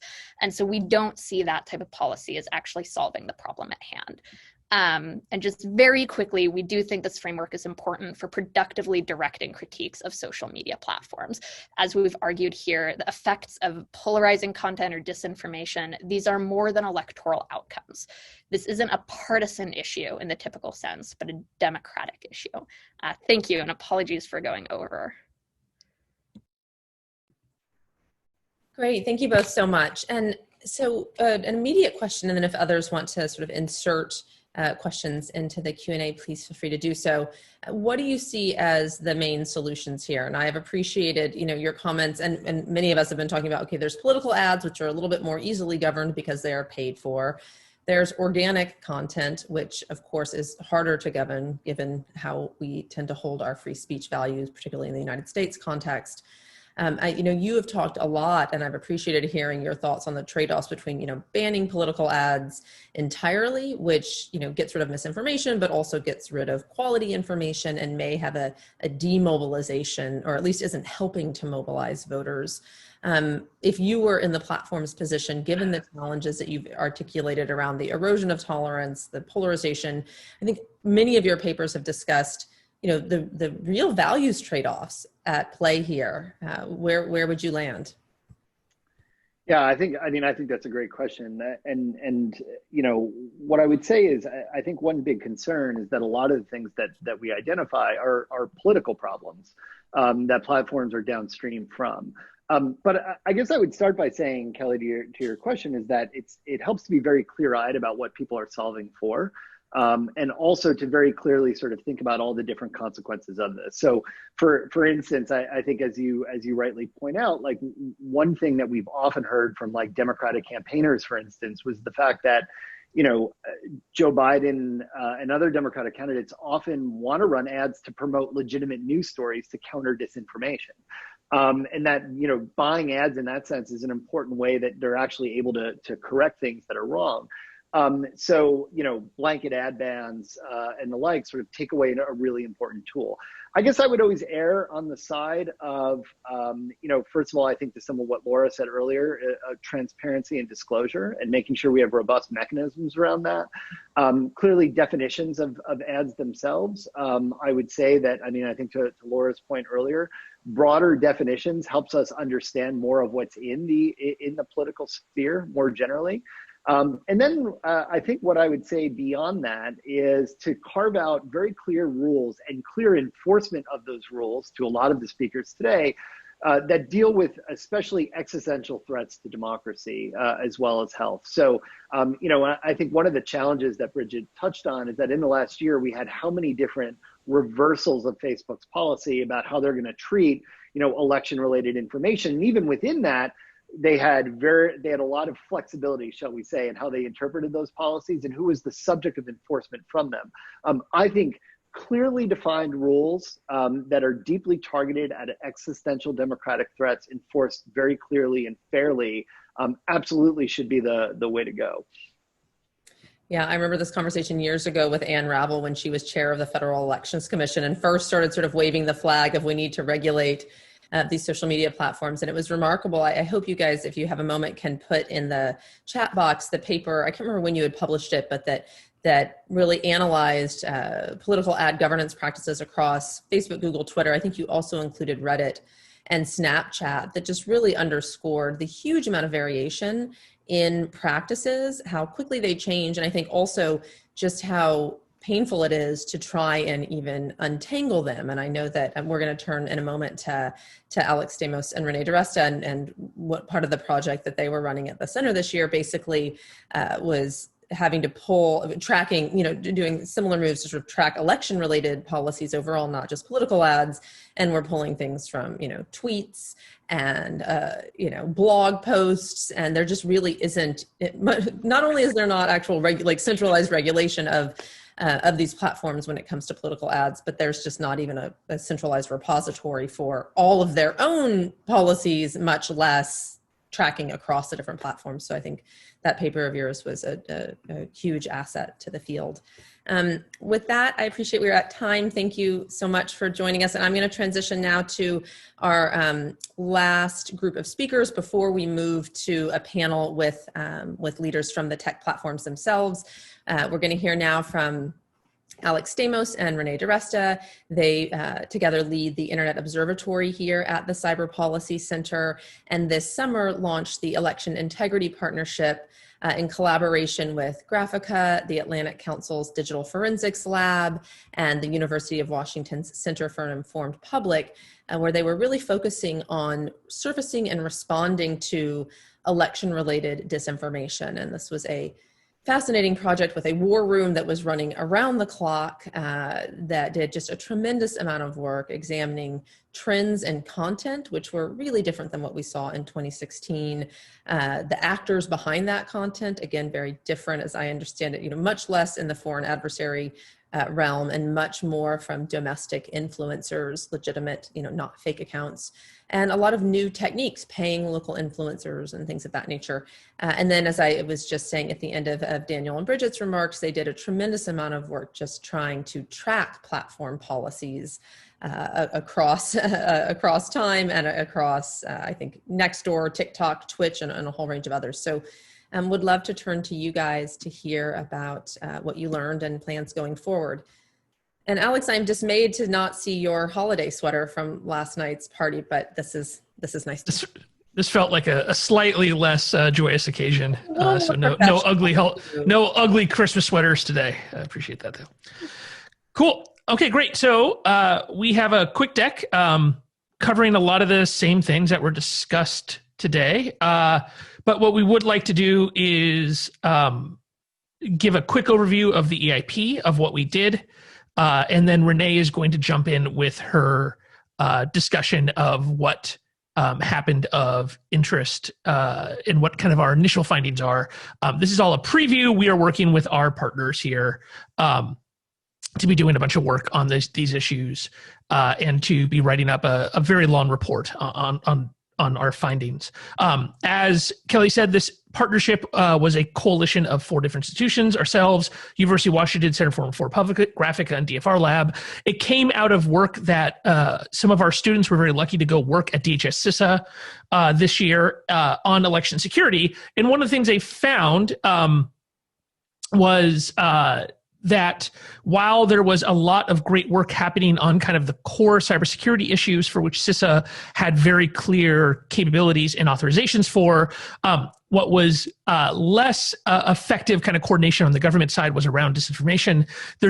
We could have an entire seminar on what the kind of authorization and legal and structural issues are here. But effectively, this is the kind of stuff that can't happen out of the government side, and that there's going to have to be some work done in the public and private sector, the nonprofit and the private sector, to be working on election disinformation. And so we pulled together these 4 different institutions. Overall, we had about 120 people work on this project. We created relationships via the elections infrastructure, ISAC, a variety of different organizations that pull that together, civil society groups that can report issues to us. We plugged into a number of different media outlets and were able to both exchange information and then also help them know what kind of counter messaging they should do. And then we plugged directly into a bunch of platforms to allow us to refer any disinformation events to them in real time for them to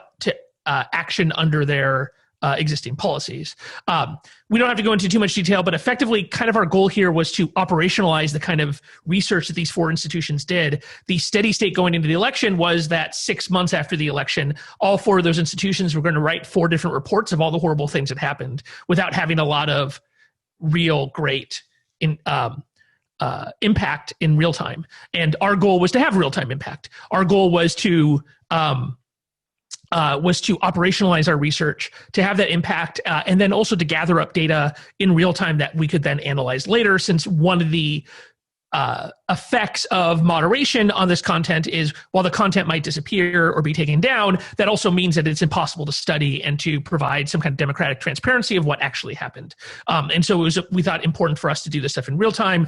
And so we had multiple tiers of people, like Kelly said, in the heat of the moment of right before the election and the weeks after the election, we had staff working 20 hours a day. So we ran 5 4-hour shifts a day. Of an intake team, we had a second tier analysis team, and then a third tier communications team that pulled this all together. Overall, we had over 1,000 tickets. A ticket in our system would be kind of a theme, right? And so one ticket might be about people being handed Sharpies in Arizona, and then for that we'd have thousands or tens of thousands of different pieces of content that we could archive, attach to that ticket, and then refer to the platforms in real time. You don't have to go into too much detail here. This has been discussed a number of times that there has been a shift of the policies for the platforms over time. Kind of the traditional way we've thought about disinformation affecting elections is people lying about how do you vote, trying to discourage people from voting, asking people to commit fraud. The fourth category is something we focused a lot on and was kind of the big winner here from a quantitative perspective is the delegitimization of election results. And that was actually what was the majority of the stuff we saw. As well as the source of probably the most impactful disinformation was around the delegitimization of the results. When we started this project in August, we started with kind of a detailed dive into the policies of a number of different platforms. And as we updated this deep dive 8 times before the election, we both expanded the different ways we were measuring these policies, and then we also saw these companies change. And again, we could talk about this for a long time. I think something that we learned through this is that there's way too much kind of non-specific, fuzzy, hand-wavy criticism of company policies, and it's actually much more effective to come up with very specific scenarios that are realistic scenarios to test the policies against those scenarios, and then to provide both a comparison and public transparency around which companies are doing what. And I think that's actually a much more effective form of discourse here. While I'm sure some of these companies were going to make these changes anyway, I know in some cases they explicitly asked us about the changes that they should make. So we did have some real impact here between August and November in measuring these things and being very specific and very crisp about the kinds of changes we'd like to see. Instead of just saying their policies are useless or the policies are not effective, that we were very specific about this is the kind of scenario that we expect and that we expect to be impactful. And now I'll turn it over to my colleague Renee, and she's going to talk about the kinds of things that we found.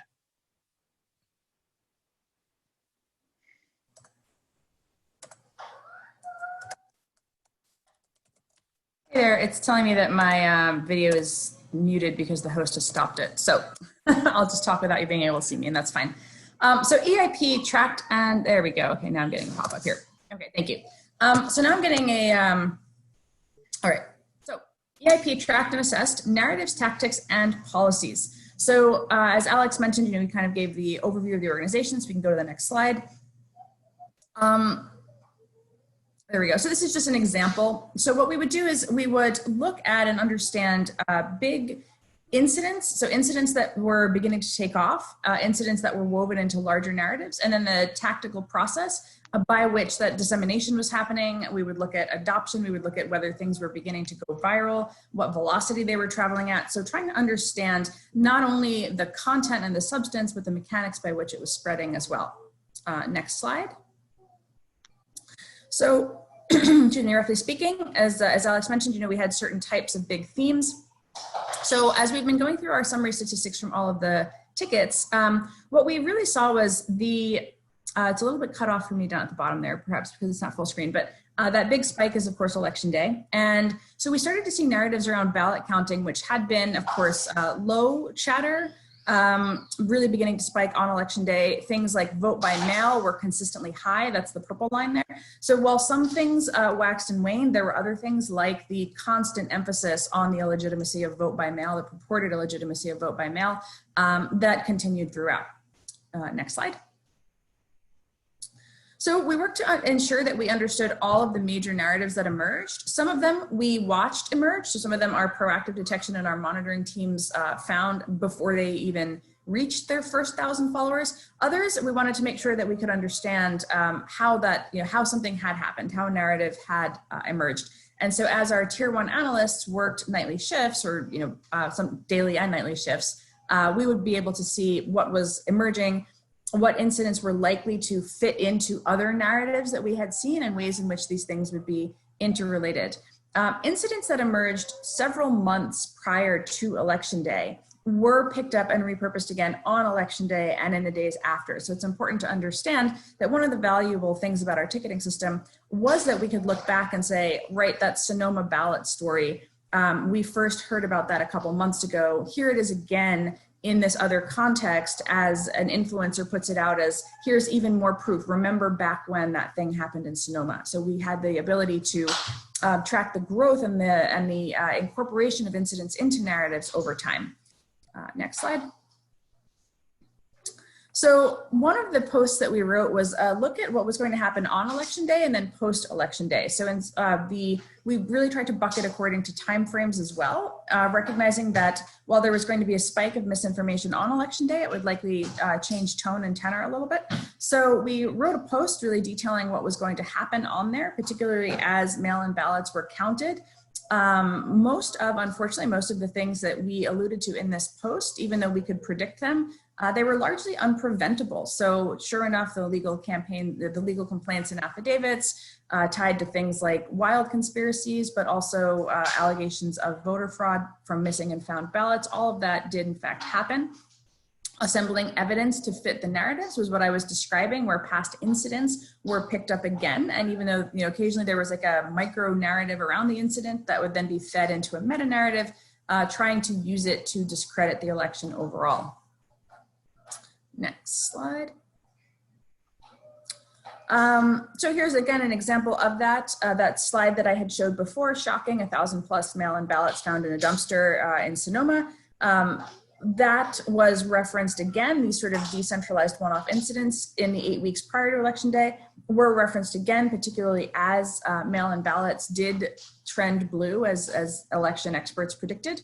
And then ways in which the storylines converged. And so one of the things that we're doing now is assembling these into case studies to walk through how that happened with ballot fraud. But next slide. It also happened with regard to election machines as well. The misinformation largely focused on big themes, but we did drill down and try to understand its prevalence by state. Particularly for swing states, and Pennsylvania and Michigan were two that were particularly prevalent. Arizona really picked up on Election Day, but so much of the overall aggregate attention over the 8 weeks leading into Election Day was really focused on Pennsylvania and Michigan. One of the things that we saw as polls closed was that narratives related that kind of appeared in one state would sort of follow the closing of the polls. So allegations about Sharpie markers, for example, initially appeared in Chicago and then moved into Arizona and then moved into California. And so we started to see misinformation narratives that were, slightly inflected for a particular state, re-inflected as those states had their polls closed and people began to talk about the legitimacy of their results. Next slide. So this is an example of states, as we described, the misinformation related to Philadelphia largely took the form of these allegations about voter fraud in the form of ballots. We were able, so this Philly GOP account was very interesting. It was one of the sort of new accounts that really got big on Election Day as it began to post allegations about ballot counting in Pennsylvania and Philadelphia in particular. What we would see was that content from that Philly GOP account would pop up on Parler almost instantaneously after they tweeted it. It would show up on another site, providing the sort of robust cross-platform hopping. Next slide. Another example of a narrative that, as you can see with our kind of graph over time here, the idea of dead voters, it began, it was very small on Election Day, but gradually as influencers began to talk about it, it began to spread again from state to state, and then it began to spread into non-English language spaces as well. And the claim about dead voters was actually one of the ones that was really then picked up and amplified by state media too, generating subsequent press coverage. So you could see these spikes in narratives. They would start small, and then oftentimes there would be one key influencer who would really have the power to make it go viral. Next slide. I think we can skip this one. I think I kind of alluded to it already. Yeah. Overall, one of the key aims of the meta-narratives was to delegitimize the results. So whether they were pulling from legitimate isolated incidents that happened and trying to pull that into a cohesive story, that happened some of the time. The other thing that happened though was the wild conspiratorial claims, like the idea that the US was the target of a color revolution. The idea that outside forces sometimes, or Democrats other times, were part of a vast conspiracy to steal the election was introduced back in August, really amplified and appeared on Tucker Carlson in September, continued to spread in October, and then has continued to be a thing for people to point back to with each new protest movement or allegation of fraud is then tied back into, see, this is the color revolution that they were telling us about. And so again, even when there were no incidents to point back to, there were frames and narrative structures to point back to. Next slide. One of the things that we were particularly prioritizing was the ability to understand inflection points as things hopped around two big influencers. So Stop the Steal started small as a very bottom-up hashtag used by people, many of them in Arizona, as they were concerned about Sharpiegate. They began to chant Stop the Steal outside of the Maricopa County ballot counting facility. And what we really started to see there was this idea that, that the election had been stolen, making its way offline into protest movements, but also really amplified repeatedly by blue check influencers over time. And as a lot of people trust the blue check influencers they're following, this is a way in which there is like a belief in this claim. Next slide. This is just a kind of a further closer look at some of the dynamics around Stop the Steal. This is one that we've continued to track. It's gotten tens of thousands of posts on Parler and tens of thousands of tweets. And even as the platforms began to try to take action on it, because a lot of the content within it was false or misleading, it continued to spread and to percolate across platforms. Next. This is an example of how EIP tried to message those, to try to communicate to the public about those narratives. So we would do these tweet threads to walk through what had happened. And so our Twitter account kind of was a tool for us to put, in conjunction with rapid response blog posts, this was a way for us to help communicate to the public what was happening in as close to real time as possible. So as far as tactics and dynamics, misinformation appeared on all platforms. Influencers drove significant amounts of it, and hyperpartisan media did as well. Oftentimes, influencers and hyperpartisan media are difficult to separate, which is an interesting dynamic of the information ecosystem of today. But another thing that's really important to understand is the extent to which it's participatory. So all of the people who are following these influencers and hyperpartisan media really feel themselves to be part of a digital army, and really believe that through the act of retweeting and liking and sharing, they are actively participating in kind of defending the election from theft. That means that there's real demand for this content, and even as platforms moderate, as other folks who have presented have described, moderating the supply doesn't reduce the demand.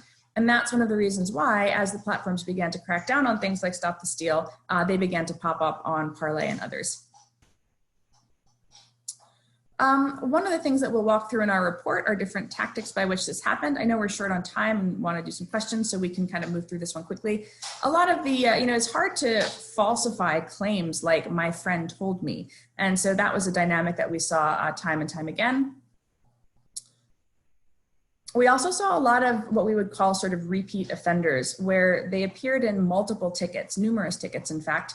And the challenge became, what is the role of the platform when an individual account has been involved in 8 kind of blatant instances of misleading information that have either gotten taken down, labeled, or actioned against, but they continue to retain their account and they continue to spread the content. And so there's a little bit of a question there around what kind of friction or treatment is required when there are these repeat offenders. Live streams was a new and very significant type of misinformation, like a conduit for misinformation. Oftentimes it's easier to moderate text. It's easier for researchers to see text, but misinformation that appears in the form of a live stream, particularly on a site like YouTube, has an interesting challenge in that it's very hard to moderate granularly. So, are you going to take down the entire 2.5-hour broadcast because of some misinformation that appeared 20 minutes in? There's no real-time transcript, so you're not really going to see it until, we anyway are not really going to see it until after the fact. And then oftentimes, one of the common formats of live streaming is actually to discuss content that's already being, content that's being shared by other people. So it becomes almost like a meta misinformation, if you will, where Steven Crowder, for example, is discussing the conspiracy about Sharpie ballots in Arizona. So even as Sharpie ballots in Arizona is being labeled on all of the instances of that distinct claim, Crowder's live stream discussing it, of course, does not get a label. And there's some real, dicey questions around what do you do about that? What is the appropriate policy response to the sort of second order discussion of the claims? You don't want to stifle the expression of talking about it, but is there a line in which that continued amplification presents a policy challenge? Next. And then again, tactics over time, I think, thanks, Alex. Foreign influence, I would say the key takeaways here are that Russian and Chinese networks did use some residual assets to do covert things, but they really didn't get a lot of lift. There was minimal reach, no impact there. Russian state media did its usual thing. It had roughly out there live streaming protests, wrote articles painting democracy itself as, unmitigated chaos and, America was collapsing, things were burning, that kind of narrative. And then there were also the sort of pro-Trump programs on RT that, continue to have these sort of almost like live podcasts, live streams that discuss these things.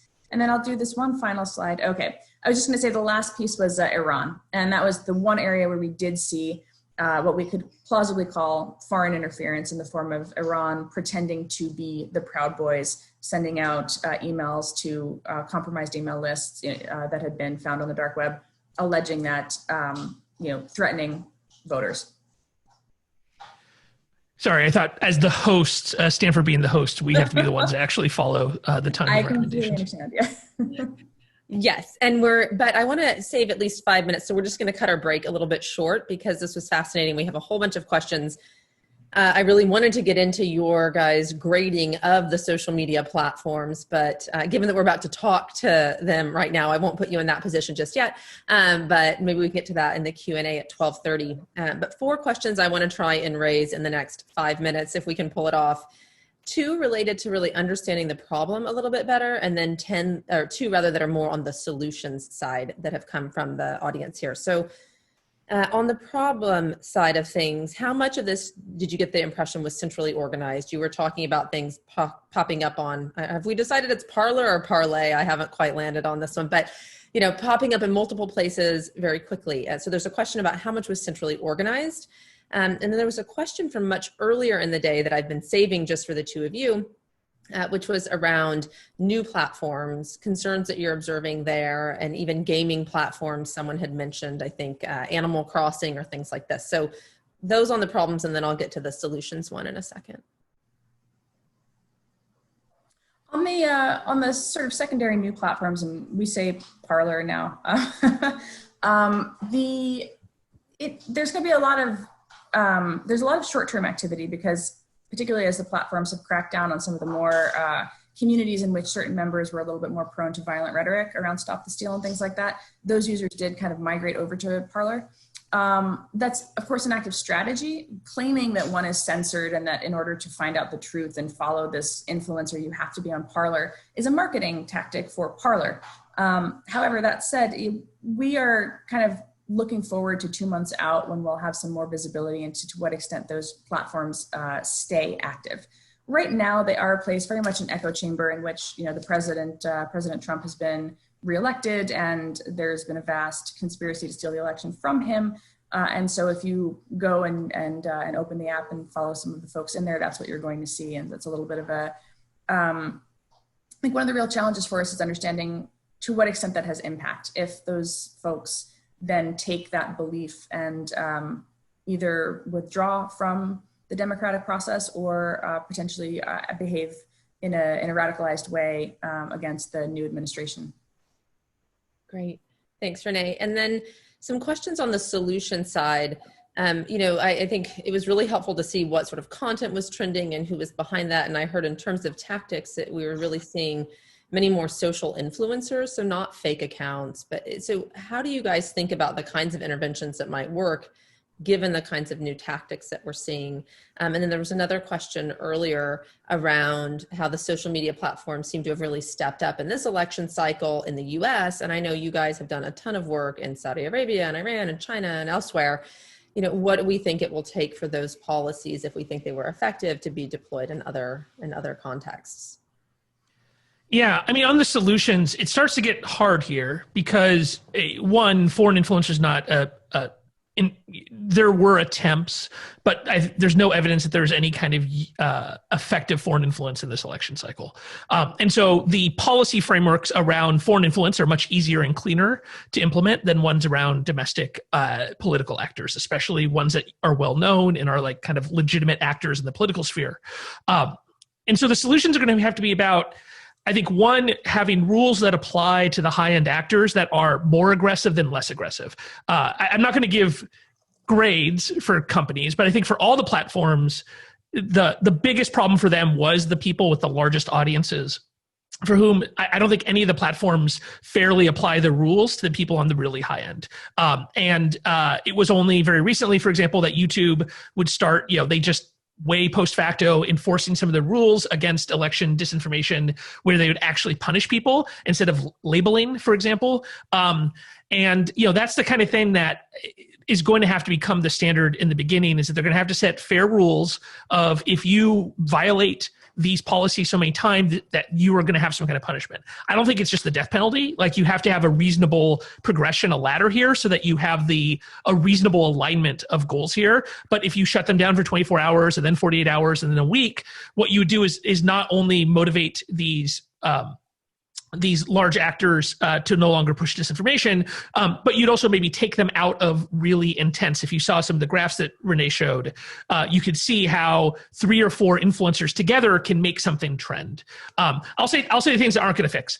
This isn't an algorithm problem. It wasn't an amplification. It wasn't like an artificial amplification problem. It wasn't a bot problem. And so I think it's time for us to kind of put away some of the things that were said between 2016 and 2020 that were never empirical, that were never evidence-based, and that are just clearly were not issues in this time. It's really, it's not like a fake account problem. So doing a lot of stuff on verification, most of the biggest spreaders have blue check marks already, have very strongly authenticated accounts. And so I think it's going to have to be around those rules, and then a changing of kind of the model of how these companies.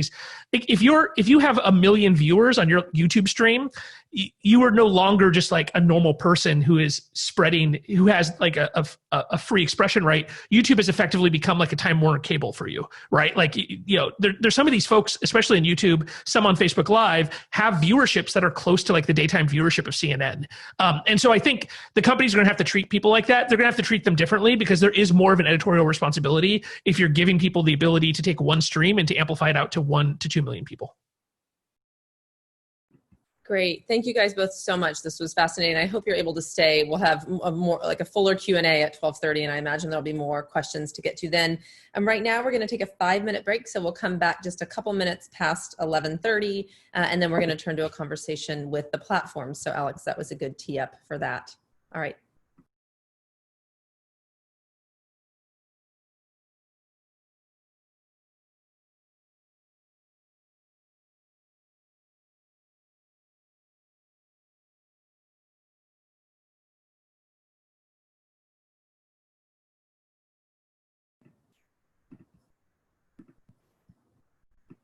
Great. So I'm going to go ahead and get us started again here. We have a conversation coming up with the platforms themselves. So after hearing from Alex and Renee and others about how different the disinformation problems were in 2020 than what we observed in 2016, I think it will be really interesting to hear about how different the interventions were as well, and the policies that the platforms rolled out as their responses this cycle were really quite different than what we saw in the last presidential election. Both in terms of better coordination amongst the platforms, as I understand it, and with the federal government and state governments. And also in terms of trying to promote higher quality content, and Nate spoke to this a bit at the outset, where all of the platforms were supporting projects around healthier election information. Facebook launched a voter information center, Twitter created an election hub, and YouTube did something similar, and TikTok launched its own in-app guide to the 2020 elections, with all of these featuring information around how to register to vote and linking to official sites. So there was a significant effort to infuse more quality information into the ecosystem. And then at the same time, there were a lot of changes to the content moderation policies. And I think as Alex touched on a bit, and as we spoke about also with Daniel and Bridget, it was just a ton of work even to track the different policies that each of the platforms were implementing and as they sort of unfolded. I'll highlight a few from each of them. I think Twitter made, to my understanding, really the more substantial changes in beginning to show users large warning labels at the top of their feeds about potentially encountering misinformation online. They also started inhibiting retweets of articles for those who hadn't read them and getting, many of you may have seen the sort of pop-ups noting that you hadn't read the article. Are you sure you want to share it? And interestingly, not only did they implement those prompts, but they also then measured the impact of them and found that something like 33%, if I read this correctly, of people who received that prompt actually opened the link before sharing it. Facebook also made a number of changes. Quite a while ago, they decided not to require fact-checking of political figures, which I think has been discussed as potentially challenging today. They banned ads denigrating mail-in voting, although I think as Laura Edelson noted earlier, perhaps a little bit late and after quite a bit of damage had been done. They committed to pairing premature claims of victory with information noting that the vote count was still underway. And they also took some pretty significant steps to address political violence and intimidation, I think prohibiting militarized language around poll watching. And as I understand it, late in the cycle, banning QAnon or militias that were using the platform to organize. And then lastly, on the YouTube and Google front, would highlight three things there. I think there was a vow to remove videos that were technically modified in misleading ways, a ban on content related to hacked information related to the elections, labels that were added to election-related searches, noting that the results might not be finalized. And then as we discussed a little bit with Laura and Daniel before, a lot of changes around political ads, which Twitter and TikTok both disallow, but Facebook made a number of changes in how they worked with campaigns over the years, allowing users to opt out of political ads. They stopped, I think, after the 2016 elections, paying commissions that were encouraging political ad sales for their employees. They ended their embed program with Facebook campaigns. And then right before the election, I think both Google and Facebook put a ban on new ads going into the after election day that might be tailored to sort of delegitimize the election results. So tons of changes, a lot to discuss. I'm really happy to be joined today by four of the platform leads: Nathaniel Gleischer, who is the head of cybersecurity policy at Facebook; Clement Wolf, who is the global public policy lead for information integrity at Google; Yoel Roth, who is the director of site integrity at Twitter; and Eric Hahn, who is the head of safety at TikTok USA. So it's really nice to see all of you. It's been a little while, and I know just what an incredible amount of effort has gone into this election cycle. It has been really remarkable to see everything that has been done. The way I want to do this is I have 3 or 4 questions for you all, and want to just start with one and then go around to each of you and get 2 or 3 minutes of response. We're going to try and keep them relatively tight.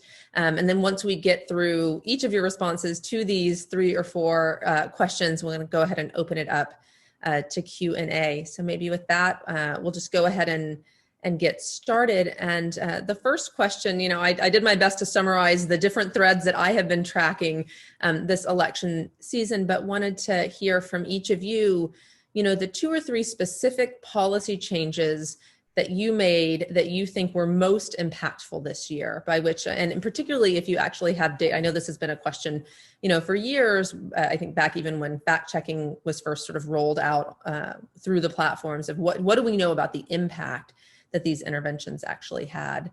Maybe Nathaniel, I'll just start with you and then go in the order that I introduced each of you. So I'll go Nathaniel, Clem, Yoel, and Eric, if that works.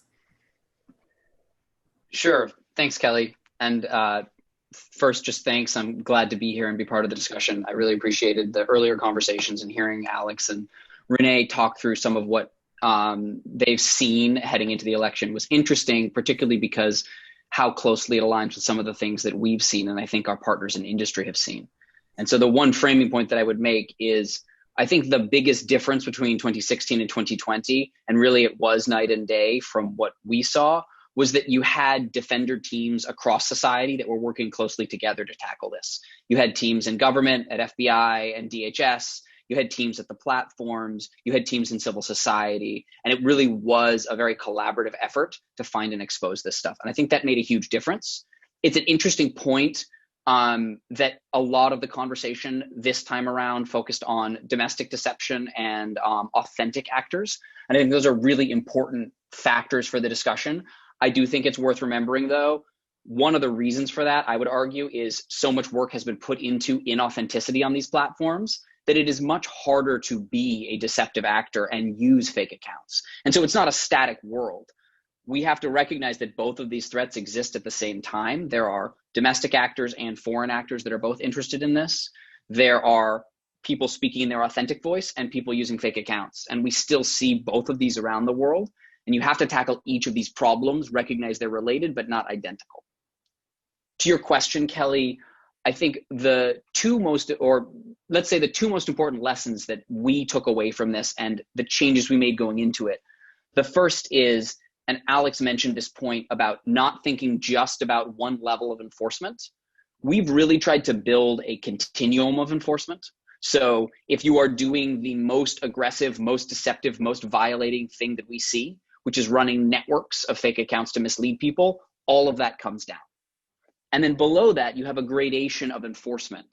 And one of the leads on my team talks about this actually in this really thoughtful way, where he says one of the challenges is, I think, we often talk in public debate about this as an enforcement problem, and we forget that there's also a regulatory problem. We have to sort of have both ends. You have to make changes to the environment where the penalties may be less severe because the people who are doing them are probably not as maliciously intentioned. But over time, by making those changes, you sort of clean up the environment and you make it harder for the bad actors to hide.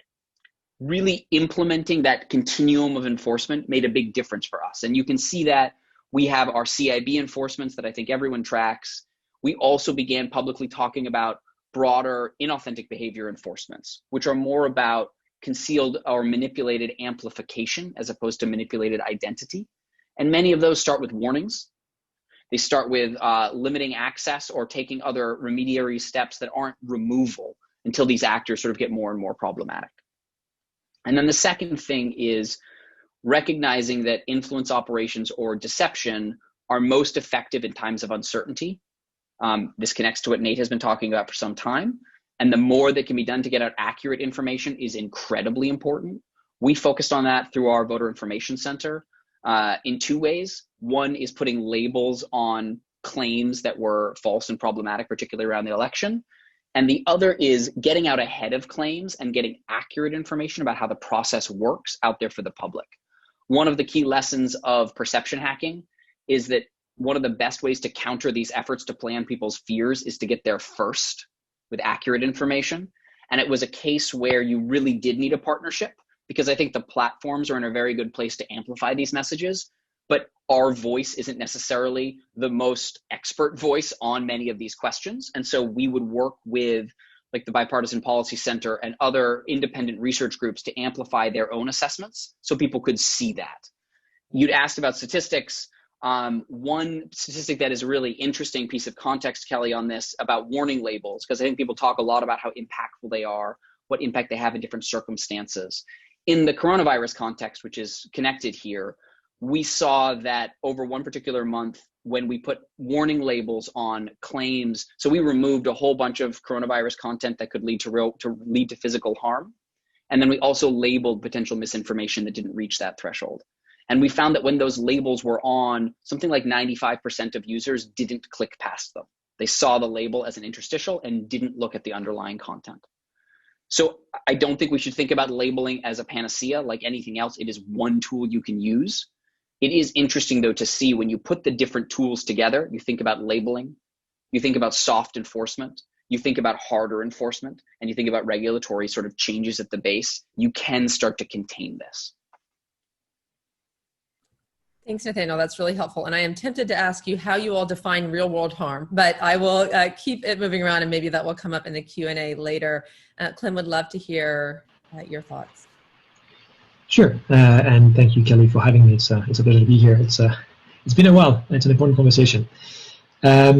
So not to echo everything Nathaniel just said, I'll get into first what has been a constant, I think, for us at least over the past years and even before 2016, and then what changed. And I think what was a constant is the way that we design our ranking systems across our services, really, so that they are geared towards elevating authoritative information on topics of importance such as health or civics or current events, writ large whenever users express interest in these topics in our services.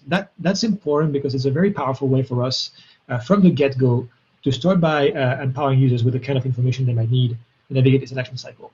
There's also a lot of changes that took place over the past few years along the lines that Nathaniel mentioned in terms of developing policies around misrepresentation, manipulated media, deceptive practices, countering coordinated influence operations, and there's more to that. But I think since you asked for changes that are specific to this election cycle and things we did and their impact, there are a few I want to call out, and we can discuss further if we have the time. One is even before the election, we started showing to users across Google and YouTube information panels pertaining to how to vote and how to register to vote.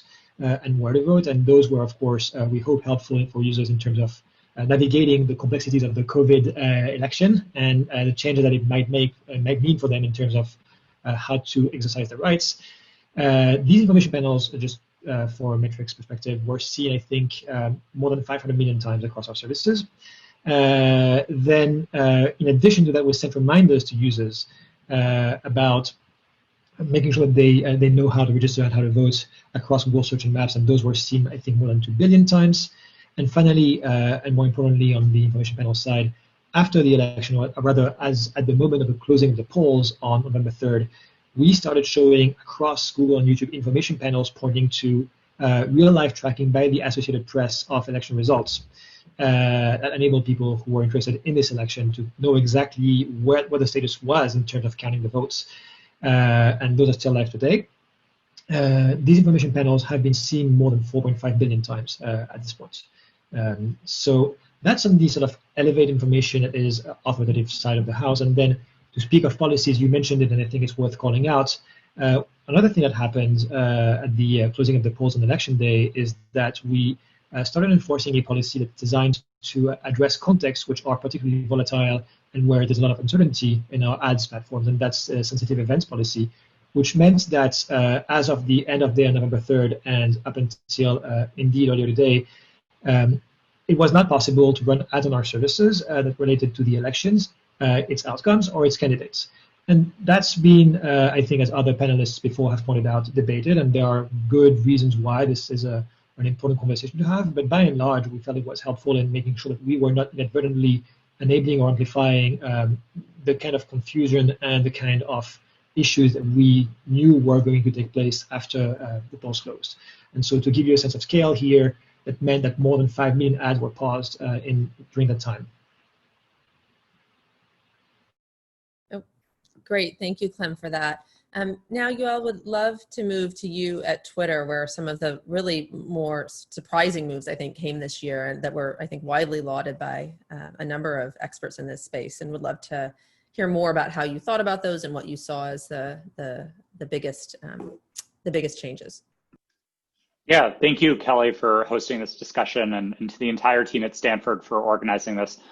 When I think about how the 2020 election played out at Twitter and what we were doing differently this time around, one of the biggest things that stands out is thinking about the problem of election security as spanning not just a matter of policies and enforcement, but also really the way the Twitter product works and the way that policy and product have to come together in order to form a cohesive experience.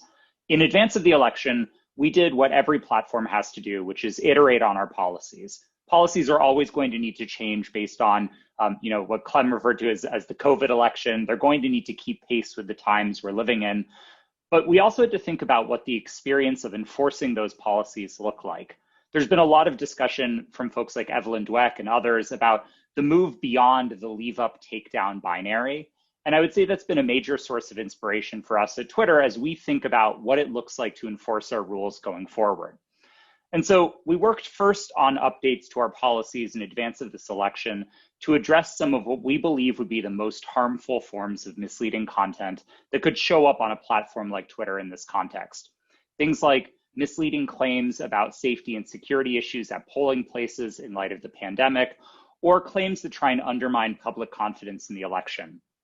But when we thought about what it would look like to enforce those rules, we wanted to start thinking about ways to introduce additional context for people on the service so that they could understand a little bit more about what they were seeing on the platform and get access to additional credible, authoritative information on the service. We also introduced some additional friction in our product that could help people think critically before they share potentially misleading information on the service. And so you saw us introduce new product features like nudges that appear if a tweet has been labeled as potentially misleading, that direct you to credible information about that when you're liking or retweeting it. We also introduced some changes for tweets where we disabled engagements altogether. We tried a number of different approaches to see which ones would potentially reduce the spread of misleading content. And we saw, as you noted at the start, some pretty significant positive effects from this. We noted that when we had these additional nudges in place, we saw a significant reduction in people sharing content without commentary. So just people clicking the retweet button without commenting on it, without potentially criticizing it. We saw a marked decrease in that across the board. And then of course, in situations where we disabled engagements altogether for some of the most harmful forms of misleading information, we saw that really act as a circuit breaker on the virality of misleading content, speaking to some of what Alex noted earlier as being the challenge of kind of large influencers with significant audiences sharing misleading information. We also finally introduced pre-bunks as a way to try and get ahead of some of the misleading information we thought would be the most challenging, where instead of waiting for a tweet to share misleading content, we put corrections at the top of people's timelines first, so that as soon as you open the Twitter app, you're seeing information that tells you, you might encounter these types of misleading claims, here's more information about it. And a lot of research has suggested that's an extremely effective way to inoculate people against misleading information before they're ever exposed to it. And so across the board for us, this came together into a strategy of thinking, first, what do our rules need to be and how do they have to adapt? But then second, what does that actually look like in the Twitter product? And we're using our learnings from the more than 300,000 labels that we applied to misleading tweets during this election as a way to inform what the experience of policy and enforcement in our product is going to be going forward. Great, Yoel, thank you. And it's been really interesting to track how you guys have been monitoring the impact of these different changes. Eric, would love to move to you. I know that in 2016, concerns about disinformation on TikTok were not as prevalent. And then in the last several months, we at the Cyber Policy Center and elsewhere, I think a number of us have been in dialogue with you and your team as you've thought about these issues. Would love to hear the changes that you put in place. Yeah, thanks, Kelly. And you know, in 2016, we weren't around, right? So I think we're definitely the new kid on the block, and it's something we speak about internally quite a bit, which is we're a 2-year-old company with a 10-year-old brand, right? So while we are pushing very quickly and in a formalized way to address all these issues in a pace where we are that 2-year-old company, we understand that there's expectations and pressure from external environments. So for those who are not familiar, right, and haven't used TikTok yet, short-form video app, 100 million Americans are on it now, right, where our whole bread and butter is about creative expression, joy, diversity, inclusion. So for folks who have used it, you've probably noticed that most of our community and creators on the product don't typically trend toward political debates or real-time news. So a big challenge for us, not just on the policy side, but on our internal teams, our strategies. How do we evolve with those potential threats that we've seen, say in 2016, with the information that we have available to us, and ensure that TikTok remains that place where authentic content thrives? So for us, part of that challenge was also acknowledging hey, well, this is our first presidential election. It certainly wasn't our team's. So we saw that as an advantage, right? If there's this blank slate, what type of experiences, either from a policy and enforcement level, from our past lives working for various tech and social platforms, what can we do now? So on the policy side, I think that's always the foundational element. But with that acknowledgement of it's not just policy, it's about what proportionate responses can we have to that policy? And what interventions do we put in place, whether it's on the product side, on the enforcement side, on the discovery side, should we put it in place? So for example, on the policy side, misinformation, disinformation, obviously, synthetic media, incitement to violence, COVID-related misinformation, as we started to see pop up, right? In terms of the election, claims of voter fraud, content that misrepresents the date or result of elections. I could go on and on. It behooved me to say too that we also don't accept paid political ads, right? So a lot of this was a signal towards, we don't want to be a place for this. We value authenticity. How do we stay that way? I think the big lesson and surprise, not so much surprise, but a surprise in the sense of how I've seen it align with other organizations, and I think our colleagues on the panel are a testament to this, is mirroring the not only policy, but what is the right proportionate response to that policy, right? So on the operations and enforcement side, it was really about speed for us. So acknowledging it can't just be trust and safety internally. That would be a cross-functional, and we call it a mission control center, cross-functional between trust, safety, security, product, engineering, data, et cetera, to have that follow the sun coverage, to cover any and all incidents and escalations. And from there, understanding what the correct enforcement was, right? So as Yoel just mentioned, removing ourselves from this binary of, do we leave it up or do we remove it? So context is a big perspective here, which is we could take it down, we could look for networks, we could remove the account, you could suppress or limit certain information, right? So take examples like QAnon, for example. We took a very early stance against that. So if you look for QAnon on our platform, we will block it and tell you that you can't find anything on it. How does that trickle down to other parts of enforcement mechanisms? That's the name of the game that we had. And then lastly, partnerships was really important to us as well, investing in strategic partnerships, obviously with Stanford EIP, which was very helpful for us, but investing in our own civil society academia groups like our Content Advisory Council, broadening our fact-checking partnerships like with PolitiFact and Lead Stories to help us gauge with our investigators what was going on, as well as organizations that were really dedicated to elections-related issues like the National Association of Secretaries of State, which helped power our app, right? So on the product side too, making sure that our product was pushing authoritative information, coinciding with our enforcement mechanisms, so folks had the right information at their fingertips.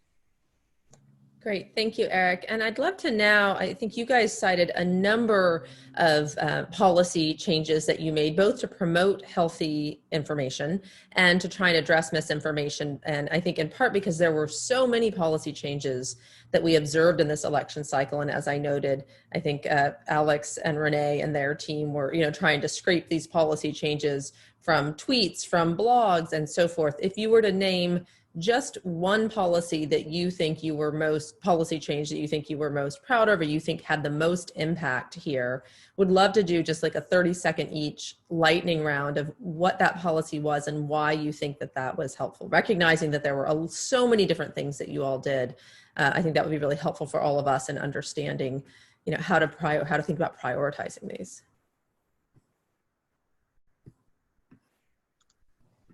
I think the single most important, and yes, that was my cat, the single most important policy change that we made, as you will all learn, she regularly joins in these important conversations.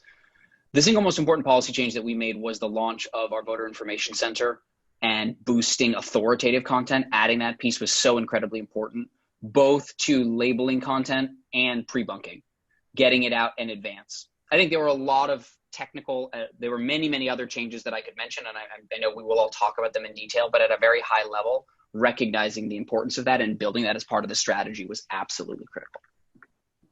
Great, and I think as Nate noted earlier, that was now you have set a bar for yourselves that apparently will have to be replicated elsewhere. So, Clem, did you want to get in? Oh, it won't be very interesting in the sense that I would second that. I do think the point that I mentioned about elevating information is authoritative to users at the moment at which they are looking for insights about the election. Oftentimes our products are used by users who seek to verify or to inform themselves and who are on a journey to do that.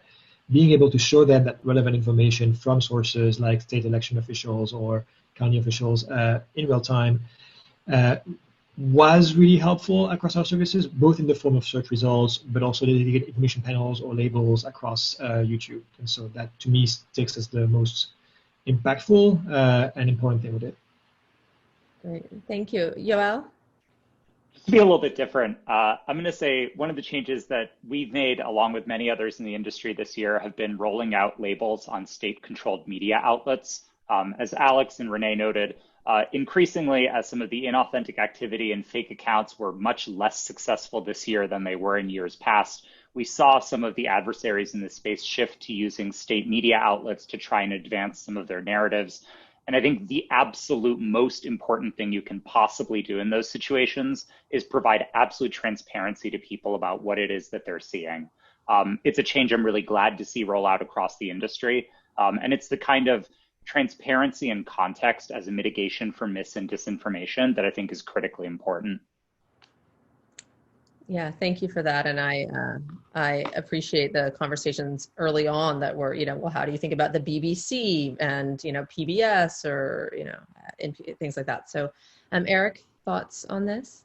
Yeah, it wasn't so much of a change given our relative freshness in the space. It was more around, so within those policies, and it very much aligns with our colleagues here, but what was the underlying foundational first principle that underlined those policies? And one thing that we frequently talked about, and I think most people know this concept now that we're in COVID times, was we talked about R naught a lot, right? So what is patient zero to the spread of potential harmful materials like misinformation? With this acknowledgement very early on is and we talked about this in internal meetings, is hey, we can never cure the flu, but you could probably stop the spread of it through sheer will and grit, right? So a lot of that, and why I bring that up, is it informed, as I mentioned, not only what the policies were, but what were the correct enforcement mechanisms, whether you slow the spread of information through Discover, through our app. And that's also an acknowledgement of our platform. It is very much driven by that For You page, right? So it's not a follow mechanism. It is, this is what you're interested in. And if you have shades of interest that may lead to misinformation, how do we have a target to that to make sure that we are being responsible to block the spread and engagement that may happen? Great, thank you. Okay, hey, I'm Kelly. Gonna, did someone, Nathaniel? Sorry, would it be all right if I made a quick note, just because Yoel and actually Eric and Clem touched on this as well, and there was just a really important point, particularly when Yoel was talking about state media. He mentioned, as it has gotten harder and harder for actors to use concealed networks, they're shifting more to using state media.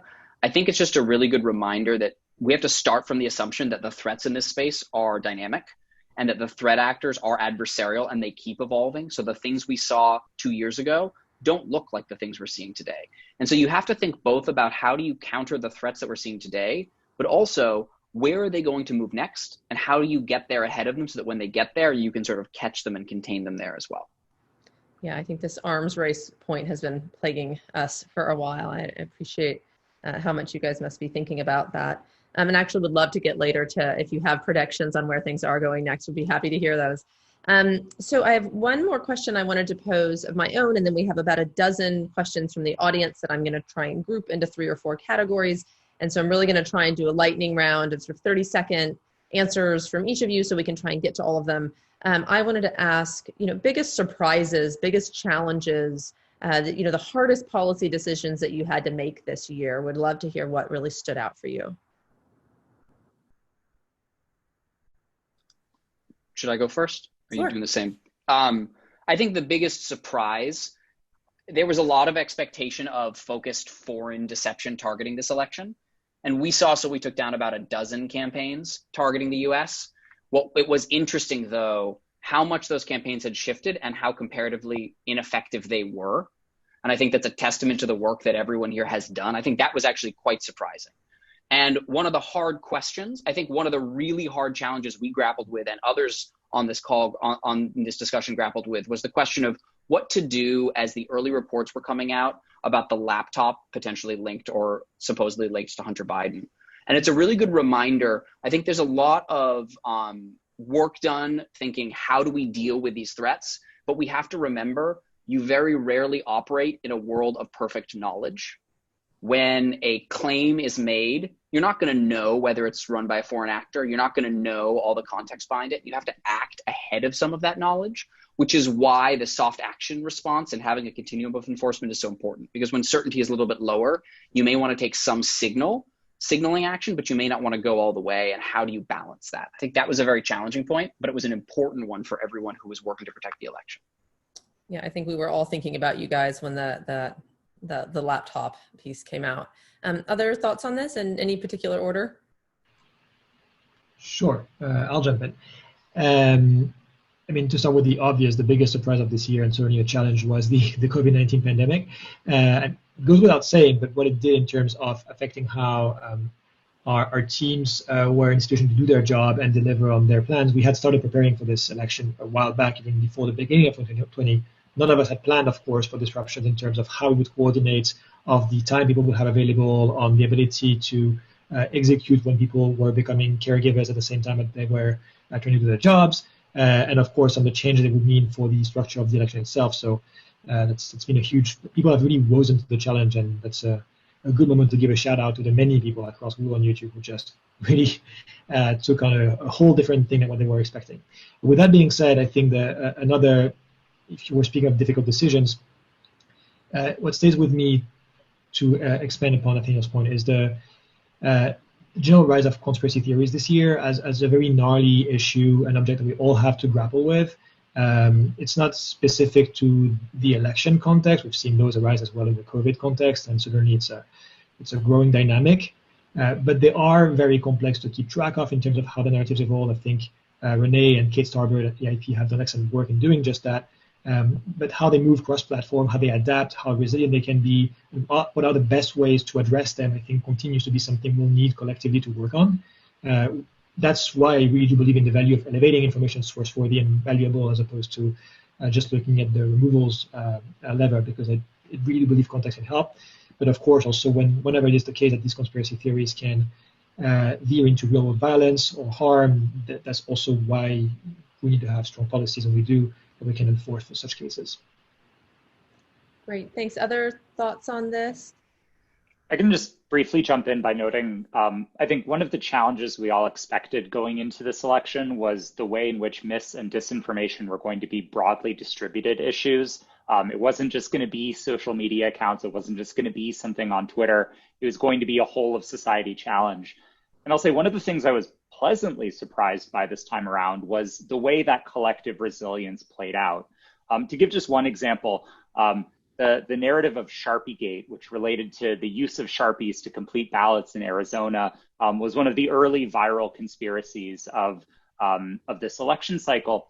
And one of the things I was really impressed by was seeing in real time people debunking the conspiracy on social media. So we labeled it and we provided that context in our app. But then I turned on the TV and I saw NBC News running a segment, and they ran it several times, in which they explained exactly what was going on with Sharpiegate. They responded to it calmly, they presented the facts, and they debunked it. And to me, that really underscores that all of us collectively, not just the platforms, but platforms and governments and news sites and journalists and fact checkers and civil society groups and academic researchers all have a part to play in doing the work of combating disinformation. And it was great to see that system in action, since this is novel territory for all of us. But even as I think there were considerable challenges around how we responded to these kinds of disinformation issues, it was interesting to see this play out collectively across all of the different stakeholders in this space. Yeah, thank you, Yoel. Eric, anything you want to add? Yeah, I'll try to be quick. I think in addition to the foreign influence capabilities that we had and seeing more of a domestic response, I think what was really surprising to us is seeing our community response. Typically, my experience is that when community members report things, it's not the greatest thing. But I think we saw a lot of really good insights coming from And you think about our platform as Gen Z, these people just know what QAnon or 3%ers or Oath Keepers or what Fall Cabal is.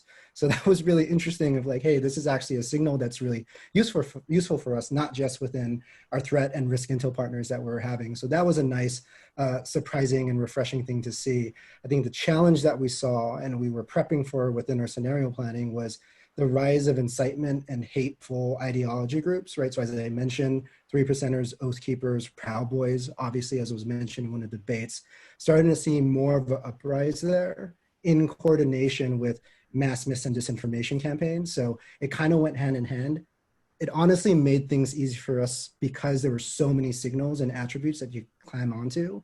So it was easier to recall and detect, but unfortunate that we're seeing more and more of that pop up within the social space. Great, thank you all. So I now have well more than a dozen questions that we're going to try and get to in the next 20 minutes or so. Most of them have to do with policies, what you did, why you did it, whether it worked. A few questions around implementation of those policies, and then some around sort of next steps. Because we are an academic institution and do research, I'm going to start with one that's actually from Nate that is related to research and really trying to get a sense of what you know or what you don't know about what worked. And I come back to that point that I had made at the outset that I saw in some reading somewhere something like a 33% decrease in sharing of unread articles based on the nudge that you guys had implemented. And so to sort of paraphrase Nate's question, we buy the argument that forcing people to click through or to take additional steps to forward things would put brakes on virality. But what do we know about labeling? Does placing a label like this claim about the election fraud is disputed, or Joe Biden is actually the projected winner of the election next to that content actually change engagement with that content? What do we know about the impact? Yeah, Kelly, it's a really hard question because I think the state of research on this is evolving extremely rapidly. At the start of this year, the consensus from most researchers studying interventions into misinformation was that putting an aggressive label next to something would have a backfire effect and it would cause people to dig in their heels further on the misleading content. Then around March of this year, we saw a flurry of new research emerge that said, yeah, actually, no, that's not true. Like, there is no empirical substantiation for a backfire effect. Make the labels bigger and more overt and make them red and a big exclamation mark next to it. And I think the only solution to this is to gather empirical evidence about what's working and whether people find it useful to them, and then ultimately whether it changes behaviors. I think we're still in the early days of understanding these phenomena. We need to do a lot more research. We need to talk to a lot more people around the world. We need to understand whether they're finding these interventions from platforms valuable, how we can make it more useful to them. And then kind of at a normative level, we need to understand what people expect platforms like Twitter to do. In late 2019, as we were working on our first big misinformation labeling policy on synthetic media, we ran a global survey and did a series of interviews around the world with people on Twitter to ask them, how do you think Twitter should deal with deepfakes? And we heard back, yes, people want us to deal with the most harmful information by removing it, but we actually got a lot of input that said, we don't want you to fact check everything. We don't want you to remove all of this stuff. We want you to surface credible, useful context to us so that we can understand what we're seeing. And that's really informed our approach across the board. We're now hearing a lot of feedback that those kinds of interventions should be more overt. They should do more to stop the spread of misleading content. They should address some of the dynamics of virality of misleading claims. And so there's going to need to be continued iteration around what this looks like. But I think the reality is that we're still in the early days of what this research looks like. We now have a lot more data about what works than we did before the election. And I think you'll see Twitter and the rest of the industry really continue to work on these issues and try and understand what the most effective interventions will be. Yeah, I think this really speaks to the point of how much research is still needed here and sort of builds on Nathaniel, your point of it is an arms race. So we have research now on some things and then new tactics and techniques emerge and platforms change their policies and the need for this research is really ongoing. Other thoughts on what you know, specific data on the effect of labeling? Just one point to add to Yoel's summary. He mentioned the normative importance of knowing what's expected of platforms. I think one point that's not always discussed is the trade-offs with some of these considerations. For instance, when you go into context and labeling, you can go for precision or you can go for scale. It's hard to have both. If you're going to try to have a very specific label towards any single individual piece of content that has a very specific bit of information, you're not going to be able to deploy that very much, and you're going to likely miss things that might need to be labeled because it's going to be difficult for your teams to see everything. Conversely, if you go with scale and you try to put labels in many different places or to elevate context in many different surfaces, then you will need to have a more general text because you will need to be more agnostic to the specific piece of content. There are pros and cons to both sides of this conversation, and they are very normative in nature. So when we think of what works in this space, we also need to think of what we mean by working. And I think that's an open conversation still. I think what we mean by working is a decrease in the sharing of in this case, like truly inaccurate election-related content. Eric, Nathaniel, anything you would add to this? Or I'd love to move to a question around, since you brought up what is expected, just a sense of what you guys might want to see from the Federal Elections Commission or other regulators here. But Eric, do you have thoughts you want to build on data? Yeah, I think one thing, and this Yoel said as well, is that we were well aware of like, hey, what does MIT say about the backfire effect? But I think one thing that we started to see was like, what is the context in which you start labeling? And for us, we took a very aggressive stance in terms of if this is elections misinformation, and oftentimes it wasn't a label, we would remove or we would suppress, right? Sometimes it was a combination of limiting the reach of the video or account plus a label. So I think it's multifactorial essentially, right? So how do we start taking a look at when do we put the right enforcements in, whether it's labeling plus limit, whether it's just removing, and then start understanding it from there. And we're here at TikTok, we're planning to do a deep dive into that in late January, I believe, with our teams to kind of discuss what the data and the discoveries look like. So is it right that basically nobody A/B tested with a random sample of people who you just didn't label it at all, and then another random sample where you did provide a label, and then explored what was the share on that those kinds of studies were not conducted? For us here at TikTok, as we're evolving our labeling perspective and strategy. So you did see labels in terms of like, hey, this election result may be not called yet. Please go to the AP. You saw, we believe this might be unsubstantiated, pushing to our community guidelines. We did do a couple of A/B tests in terms of how we think about a strategic approach. And very, very soon, probably in the next few months, you'll start seeing more and more communication on our side around not only how we're evolving, but some results that we saw from our elections task force. Great, and I'd love to, in a little bit move to, what you guys learned from this election and how you imagine that impacting other policies going forward. But before going forward in time, I want to quickly jump backwards in time and ask, this was such a challenging year for all of you, for all of us, but for you guys to first confront the challenge of COVID-related disinformation and have to really rapidly modify your policies to think about how to address that, and then go into the 2020 elections. Were there things that you did under COVID or learned under COVID that were helpful in thinking about how to adjust your policies for the 2020 elections? Or do you see health-related content and political, disinformation as sufficiently different that it would warrant different policies? I can say quickly, we definitely learned quite a bit from the COVID response. And I think the beginning of the transition to how do we pre-bunk, how do we amplify authentic information, how do we use that as a tool in the tool belt began as we were responding to COVID. So we learned a lot there. And one thing that connects both of these questions, you were asking about the impact of labeling, right? I mentioned earlier, but it's probably worth just pulling it here.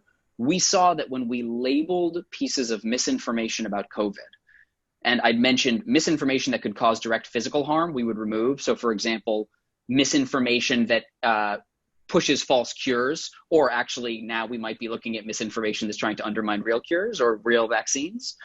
But if we set that aside, which we remove, then we talk about misinformation that isn't as directly related to physical risk, but could still be problematic. We put labels on that. And we saw over the course of a month with a study we did, 95% of people who saw that label didn't go through it to read the full content, didn't follow on to read whatever was there. And that's one study, it's one piece. It also is about health misinformation, which isn't the same thing as election misinformation. But it does suggest that there are ways that labels can be impactful, can reduce distribution, and are a piece of the puzzle. And when you say 95% of people didn't read the content, do you know what percent shared it, even having not read it or didn't? And it kind of harkens back to that question around whether in some cases labeling actually increases the sort of like drive-by car accident effect where people, you know, are more engaged rather than less. Right. So these were actually interstitial labels, and so they didn't click through to view the content. So we don't know, they didn't interact with it at all. At all. Okay. Thank you. That's really helpful to hear.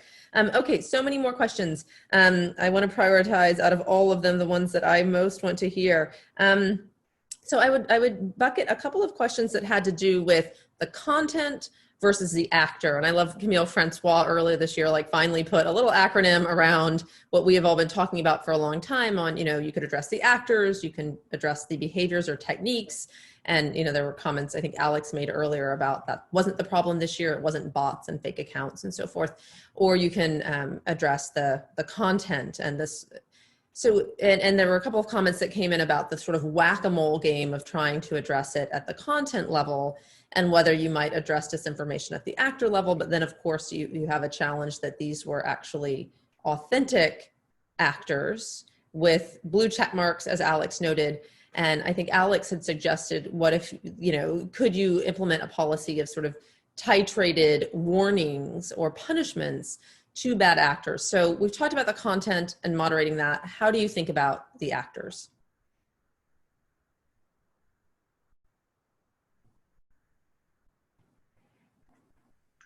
I can start us off. I think when you look at the dynamics of how misleading information spreads, and this has been the case for a long while, I think you have to contend with a few different communities of people. And you have to do this at the policy level, you have to think about it at the product level, and it matters a great deal at the enforcement level. The first community, and generally I think this is the majority of people who are sharing misleading content, are potentially doing so unwittingly. People say things that are wrong all the time. Human beings make mistakes. And so I think you have to start from a premise of saying, even as there absolutely is intentional falsehoods that are disseminated in these contexts with malicious intent, people are going to make errors. And so you have to start by thinking about proportionality and about just enforcements from a standpoint of saying people will err and they will share things that they believe are true, but which in fact aren't. And I'm not saying that to be Pollyanna-ish, I'm saying it to kind of underscore the need to build a policy approach that can contend with that kind of well-intentioned sharing of incorrect information in the same way that it can contend with a concerted actor who is engaged in a campaign to try and deceive or influence people in a fashion similar to what we've seen from some state-backed disinformation campaigns in years past. And so the difficulty of this space really is that you have to figure out how to modulate your approach on the basis of all of those different factors. One of the things that we've learned is that even as you want to start from a place of thinking about proportionality and justice for people who are unintentionally sharing, there is undoubtedly a component of truly malicious behavior, what definitionally would constitute disinformation, people engaged in the knowing sharing of falsehoods as part of a coordinated effort. And so one of the things that we're starting to think about is how to build out that spectrum of harms that acknowledges all of the different types of behavior and tries to have us enforce our policies in a way that's going to feel proportionate to the specific harms of each of those. That's not a solved space. I think some of Alex's proposals around sort of escalating timeout periods as a way to warn people and be more overt with setting norms in a community is a really good idea. Another thing is just helping educate people and helping them understand more about what the expectations of the community are. Bringing down the ban hammer too swiftly can actually have its own backfire effects. And so I think we need to think about that. And collectively, this isn't a solved problem yet, but the space gets more and more complicated when it moves from being fake bots run by a nation state that are specifically spreading falsehoods to real people who might or might not be well-intentioned in their behavior.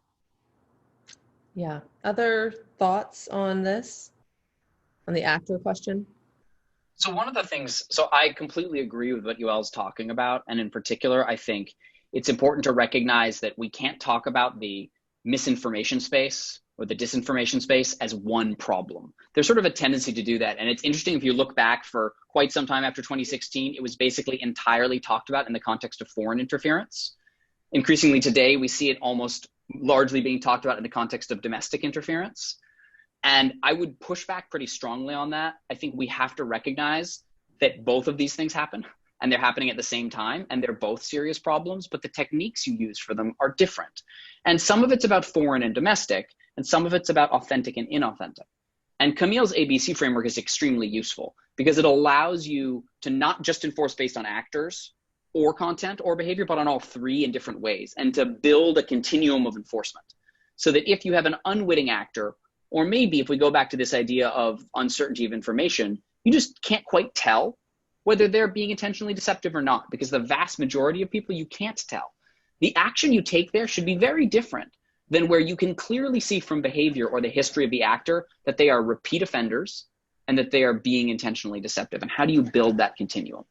And then one point that I thought I would bring up, you mentioned the sort of arms race metaphor, and I saw on the Q&A someone used the term whack-a-mole. And I'm cautious of both of those as metaphors here. And the reason is, if you think about whack-a-mole, right, the problem never gets better. You keep doing the same thing. Here, in addition to trying to knock down the moles, we can also change the game. And that's what makes this a situation where we're actually making progress as opposed to just treading water. Public debate occurs across a terrain, and it always has. Different media, newspapers, discussion in different places. Right now, a big chunk of that terrain is the platforms. And over time, we have the ability to change that terrain to make it more conducive to authentic discussion and more resistant to deception. And we've seen that, actually. It's very interesting. If we look at foreign interference and CIB as a place where there's been long-term work, 4 years ago, we have very large networks of fake accounts. Today, the actors are still trying. They've largely moved off the platforms, are using independent websites. And in doing that, they're getting far less reach. They're less effective. They're getting caught earlier. And so it's sort of like whack-a-mole. If you imagine that over time, you can close some of the holes and slow down the moles so they're easier to hit. That terrain change is really critical here. And that's how I think we all are making progress as opposed to just trying to stay ahead of the deluge. Great, thank you all. So I want to do 3 more quick questions before we open up to a Q&A that will include a number of our prior speakers who are still, who are going to rejoin us in about 5 or 10 minutes. So if you in the audience have particular questions for others who have spoken earlier today, please go ahead and enter those now, and we'll try and get to them in the next 5 or 10 minutes. And I think a number of our colleagues from the platforms will also be able to stay on for this final sort of broader Q&A. We'll probably do about 15 minutes of that before we close. So before getting to that though, 3 last questions for all of you. Nathaniel, you spoke early on about how there are things that the platforms can do, but there is also just an absence of regulation in this space. And I think we've all had conversations over the years, and you have seen some of the platform leadership come out publicly asking for clear regulations to be put forth, and would be curious to hear each of your thoughts on, 1 or 2 regulatory steps that you think would be most helpful here. Second, we had comments by, I think, both Laura and Bridget earlier on, identifying, a lot of conversation around the policies that you had publicly pronounced, and then questions around how effectively some of those policies were implemented, recognizing just the massive scale of content that you're dealing with. And I think Laura had put up a couple examples of things that were taken down from, one account and then came up in a slightly different format or from a slightly different person and were maybe left up. So a question around implementation challenges, and then one around your own sort of, and I mentioned at the outset that there has been public commentary about your collaborating more effectively and more intentionally this year. And there was a question that came up around GIFT CT, which I think most on this call are probably familiar with, but the Global Internet Forum to Counter Terrorism, which I think several of you are a part of. And would there be some value in a kind of, is there already a coordinating effort amongst you all that just isn't as publicly transparent? And if not, should there be? So just to quickly reiterate, what kinds of regulations do you think would be helpful? what were the implementation challenges where you had clear policies but may have fell down on implementation? And third, some kind of coordinating infrastructure. Sure. I have to sadly drop off in a few minutes, so I will take the first stab at this. Apologies for leaving early. First, thank you for the questions. In the regulatory space, I think one of the challenges of passing laws or regulations that would be impactful here is what we were referring to as the whack-a-mole / arms race with the slow-moles, or whatever Nathaniel was depicting as an apt image here. Because it makes it very hard for governments to think through future-proof approaches. I do think some of the comments I've seen earlier today around more transparency and more clarity on what it is that we are doing on the platform side, how we are enforcing this, why we think what we do are the right solutions, would enable a better discussion, if nothing else, on this conversation. So, and I do think we'll see movement in this space around the world in the coming years. So that, to me, strikes me as a promising venue. There are a lot of questions about how exactly that could and should be done, and lots of legal barriers for it that Nathaniel personally is very familiar with. But still, that's an important venue. The second question was about the difficulty of enforcement. At the risk of repeating myself, I do think that's where the precision versus scale question really comes back. There are some issues that are best dealt with policy enforcement because they require individual reviews and actions, and I do think insofar as it's needed, we are investing a lot in this space. Our trust and safety teams have expanded and have worked all hours throughout the year, but you'll always have misses, even when you try your best, even when we use very sophisticated systems to detect content even before it gets any sort of traction. And that's where really product implementation and ranking systems can achieve the kind of scale that policy enforcement cannot. And so again, coming back to what kind of product design changes can we undertake so that there is more friction and there is more context before users are exposed to potential misinformation, and how can we make it more difficult for malicious actors to exploit our services. And finally, on collaborations, I'm not being involved directly in Gift City and less familiar with the framework, but I do think we have made a lot of progress just over the past few years with everyone around this table and some of the other panelists as well, in terms of working better together as an industry, with civil society, with academia, on, first of all, discussing these challenges, and second, specifically in the context of countering influence operations, really getting better at dealing with the cross-platform nature of the problem and keeping abreast of movements that might be relevant for all of us. So I do think some things certainly is working much better now, and at least as far as I'm concerned, that's a good amount of progress. There's always more room to grow here, but at least I'm personally satisfied with how it's been evolving over the past few years. Great, thank you, Clem. And I'd love then for the rest of you to take just each of these final questions quickly in turn. Regulations, are there one or two that you think would be especially helpful here? I'm going to cheat a little bit in the sense of and linking 1 and 3 together, right? And I think one of the big themes that we've talked about within this panel is we don't know enough yet. It's such a nascent space. So how can we even think about what a regulatory environment looks like for something that's relatively new, right? So that's why I've always, and to the point of question 3, how do we work together in a more timely manner for things like Gift CT or crimes against children? Those are kind of things that we've looked to for other subject matter expertise. Also think about it from an InfoSec perspective, right? So, working with InfoSec teams in the past, when they see a DDoS attack, for example, on a domain, they'll call TLP Red, and then Microsoft, Google, other cloud providers will just get on one call and say, what are we seeing, right? And oftentimes we've talked about that internally too, which is like, what does information sharing look like through all the platforms that we see? Because at TikTok, quite often when we see content that had the potential to go viral or were quite ubiquitous, it was a tweet that was being green screened. It was something that you could see very clearly was a screen share from YouTube, right? So if we're seeing it, then how do we share that information back and forth? And for folks here at Stanford and EIP, that was a very illuminating thing to see, as we were all on that Jira thread, right? And all of us were there, and we all started to see those patterns and recognition. So how do we do that and formalize that for the elections and the platform integrity efforts to come? And the second question, in terms of implementation, one thing we used as a North Star was always the tech triage and prevent.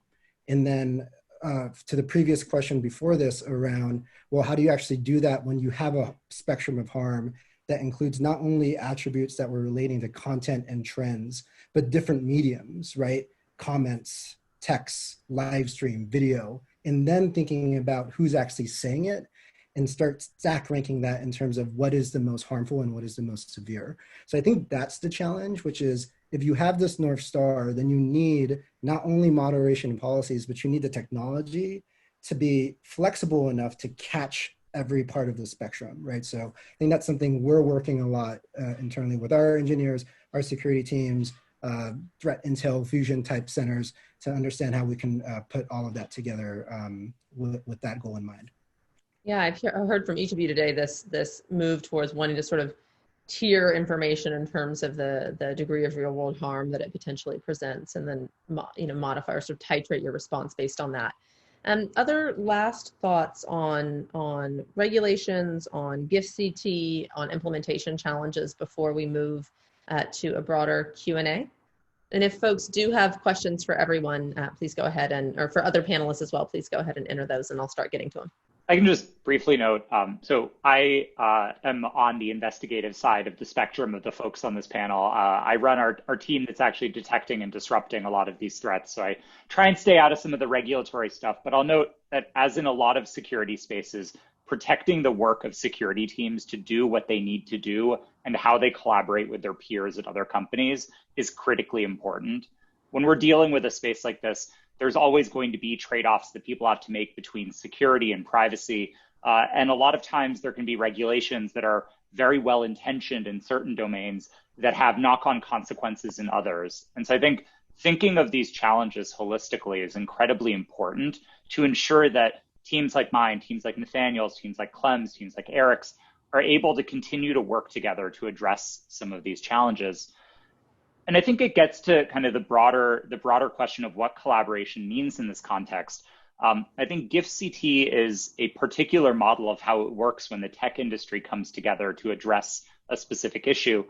In the domain of disinformation and misinformation, I think we have the unique asset of an incredibly robust community of researchers who also study these issues and have arguably brought to the forefront some of the most critical insights that inform all of the work we're doing here. And so I think when we talk about collaboration, we need to figure out a way for that to be participatory in a way that's not just limited to the other panelists here or to the specific tech companies.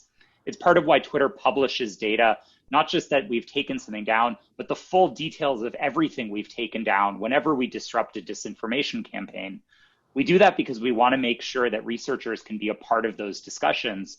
And so when we're thinking of what models for collaboration in this space look like, I think we really need to build it in a way that's going to promote that kind of collaboration, not just within the industry, but as part of a larger community of practice that includes civil society, academia, government, law enforcement, and folks around the world who care a lot about these issues. Thanks, Yael. I think there have been a number of questions about, are people publishing their findings from what works and what doesn't, and how much are you guys sharing this with each other? And I have seen really varying degrees of transparency and collaboration on that. Nathaniel, any final thoughts before we then open this up to the other panelists? Sure, I'll try to hit those points. So regulation, I think 3 things that could be particularly useful. I think transparency requirements on platforms about their enforcement actions are really important and valuable, and we should have more of that. For us, we are public about every single one of our CIB enforcements, for example. We announce it, we share information on it, we try to get that out there. I think that that consistency is valuable. So that's one. The second is deterrence on actors. All of us are talking about basically deterrence by denial. We make things harder for these actors. We make their accounts less valuable. We put constraints around them. But at the end of the day, private companies can only do so much in terms of deterrence. If you want more meaningful deterrence, you need a government to step in and impose costs. And then the third point that I think is important is clarity, particularly when we talk about domestic actors. It raises really hard questions about what is the boundary between deceptive behavior and political advocacy in a democracy. If we think about some of the events that came up, there were questions about the campaigns paying people to engage online. There were questions about a protest organized on TikTok, among elsewhere, involving one of the rallies that the Trump campaign was having, about is this acceptable, is this not acceptable? the boundary of what is permissible and is not, drawing that line is extremely challenging. And I think it's really important to have the democratically elected legislature helping to do that shaping. So that's a couple of places. The last thing I note about regulation that's really important is I think it's a reminder that this is a global problem. And when we talk about regulation, we're not just talking about the United States. There's been a lot of focus here, and we are focusing on the US election. It's worth noting the Myanmar election happened 5 days after the US election. So my team was sort of working on both of those at the same time, had a whole number of takedowns in the Myanmar context as well. And whether we see regulation or not, it's not necessarily a question of whether the US Congress will act. We have to remember the European Union is already moving in this direction. Singapore has expressed interest in taking some steps in this direction. A number of governments are. So we're going to see frameworks. I think the goal is to see frameworks that are as protective of democratic principles and as supportive of the public debate we're all trying to defend as possible. On the second point, which is implementation, I would just say speed is extremely important. You can have the best rules in the world, but if you can't move quickly in the face of this, you can't get there in time. And some of the biggest challenges we've had is when we didn't move quickly enough. We've done a bunch of things to move faster, and I think there's a lot more to be done there.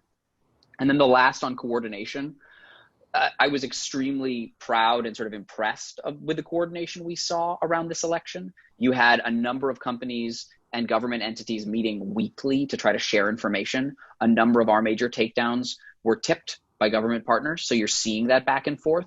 One thought for all of us is, I think there's a tendency to push towards more formalization. Let's formalize this further. And that was actually my instinct when I joined. When I joined Facebook, I had left government not that long before. And one of the things I did while I was in government was work on the ISAO and ISAC framework. And so there's sort of an instinct, you should have a more formal structure, and here's all the benefits of it. One of the things I learned particularly early on was how hard it can be to get organizations to buy into, commit to, and participate in a formal framework. And so a question that I would say is, formality or informality, my question is, what gets us the best and most robust collaboration to get ahead of this stuff? And let's not let formality get in the way of informal cooperation that's working, but let's use formality when we need to get more engagement. Great, thank you. This has been really interesting to hear your thoughts, and I know what a crazy year it has been for all of you. I imagine going into 2020, you knew it was going to be crazy with the election and the added complexity of COVID, so I feel for you and your teams. With that, I think we will go ahead and just do a quick, maybe 10 or 15 minutes if the other panelists who are still around want to turn their cameras back on. If there are questions from the audience for any of the panelists that you can still see here, I'm happy to take those and do my best to moderate it, recognizing that it is just insanity to try and moderate questions for this many people. We're going to give it a go. And I think also if Alex and Renee come back on, I'd be very curious to hear some of their questions. Hey, Renee. Their questions for some of the platforms, as well as I know we've had those conversations. So are there any questions that panelists have of one another? And if so, you can just sort of signal to me and raise your hand. Nate, go ahead. And then I'll start looking at the queue from the audience as well. Can I just pick up where Nathaniel left off, which is, how should we think about the precedent that is set with the US presidential election for other elections around the world? As to, as we sort of said before, you all raised a bar here, and the U.S. elections are themselves unique compared to other elections around the world. This presidential election was unique in the span of presidential elections, right? And Donald Trump is a unique figure historically and cross-nationally. Having said all that, right, you've done certain things that it's now going to be hard for you not to do them in the context of India or wherever else. And so I'd like to get a sense of what you think the precedents are that are, and the pressures that you are feeling already from other countries in thinking about how you are going to intervene in the in regulating the speech environment in those places. Instead of lofting it up, why don't I start with Yoel, go to Nathaniel, and then Eric. Sure. I mean, we've been saying for years that, we learn from every election around the world, and we take the lessons from each election and bring it to the next. And that's true, and it's informed our strategy in a lot of ways. And now, as you noted, we have a situation in which we tried a lot of really big and ambitious steps in the United States and have to figure out what that's going to look like around the world. One of the things that was the hardest for us was getting local context to allow us to understand whether something that was claimed on platform was actually true or false. You could imagine this as being something like, did this voting machine actually malfunction? If somebody tweets out a video of, they try and push one button and it registers as something else. In the United States, we have a robust press environment. We have robust public dialogue happening about these issues. And we had government stepping into an incredibly critical role with things like with sort of public fact-checking initiatives and really helping people understand what was happening in real time to debunk some of the viral rumors. The question is how that scales in other contexts. And I think you're right that the platforms and the press and everybody have their work cut out for them to figure out how to replicate elements of this in other elections around the world. But I do think we learned a couple of key lessons that are going to inform what we do going forward. One is, as Nathaniel noted, the importance of speed. We have to build solutions that will let us respond to things quickly and that will be a circuit breaker on virality to give us the time that we need. But then second, it's really the importance of those local partnerships, especially when you're talking about elections with complex regulations that differ by state or by locality, or that have different practices that vary from country to country. The European parliamentary elections were like 20 plus elections taking place concurrently. You have to build that kind of local knowledge base that informs your work. And that's going to be a key element of how we try and scale what we've done here in the United States to other elections around the world. I'll add a couple of things. So it's certainly true that there are elections around the world and that the environment and the challenges you face tend to be quite different. There are some common threads, but the nature of disinformation in the public debate in the United States is very different from the nature of disinformation in the public debate in Myanmar, for example. And so I think one of the things there are a couple of common threads that do connect them. First, local partnerships are absolutely essential. We knew that. I think this has spurred us to see how you can do that collaboration. And we're building that, and we're going to be intentionally looking to build that in other countries. Second is sort of a challenging and hard truth that I think we all should recognize, which is the government is an absolutely essential part of how an election is handled. In a country where the government is the source of the problem, it is incredibly hard for the rest of society, no matter how much they pull together, to really mitigate that challenge. And having worked in countries where you have supposedly democratic elections and you have direct government action against that, we have to recognize that you can only go so far. And I think that's a reality as we look at the challenges we faced around this election and some of the huge benefits. The work of DHS and the CISA team, the work of the FBI were absolutely transformational. And if we hadn't had that, the story would have been very different. And we don't always have that when we're going globally. And the last thing that I would note is, it's funny because I said earlier how important speed is, and I will just note there is a tension with speed, particularly when you're acting globally in situations where you may not have as much local context. The easiest thing to do quickly is to take stuff down. And that is an incredibly problematic outcome when you're talking about public debate and the importance of it in these discussions. So you have to move quickly, but you have to recognize that there's an easy tendency and an easy call sometimes to just remove more. And I think the end result of that and where we all end up from that is actually a pretty scary outcome. And so the question is, how do we learn from this? How do we build on these local relationships? But most importantly, how do we operate in places where we don't have the advantages I think we all have in the public debate in the United States, and we don't have the comfort and the familiarity? Yeah, and really quickly, I'll add on to that. Our perspective at TikTok has always been, with regards to elections integrity, we always saw it as what we would classify as a global shared service, right? So here's this model that we have, both process, product, tools, incident management, and here's kind of the playbook that we have. To Yoel's point, one of the recognitions for us is there needs to be localized operations, localized understanding of what the regulatory environment is, right? So for me, as I mostly focus on the US, I also need to know what are the possible regulations as well as laws that have to do with time-based content takedowns in Japan and Europe and France, penalty-based content takedowns in Malaysia or Singapore, or other things like government takedown without notice, right? So all of these things are hyper important for when elections happen in the regions, and needs to have that both, here's your services and sandboxes you can play with, whether it's tools, engineering, and product, but also making sure that you have the right boots on the ground to interpret what's actually happening, because I'm not going to be able to determine what's happening in, for example, a place like Brazil, just because I didn't grow up in Brazil. I probably have some insight in terms of what's happening socio-politically, but we have a team in South America informing what we should be doing based on what we oftentimes refer to ourselves as. We're an experiment culture, right? Oftentimes it's US first in a lot of occasions, especially within elections, right? What can we learn and how do we share recaps and postmortems with the rest of our teams across the globe? Great, thanks all. Other questions from others on this screen, or I can go to a question that we had from the Q&A. Yeah, please, Laura, go ahead. So this is more, I think, maybe a question for the poli-sci folks. So I do think that everyone worked incredibly hard and was successful at running a safe election. You know, we've heard about the money and work that went into ensuring that. What I worry about is I'm looking at these surveys that are coming out now that many people think that the election was stolen. So what we weren't successful at is necessarily running a trusted election. And I worry that all the folks who this was like a mass effort, right? This wasn't a single coordinated campaign to cast doubt on the integrity of an election. This was something that a lot of individual actors had their own individual motivations to do.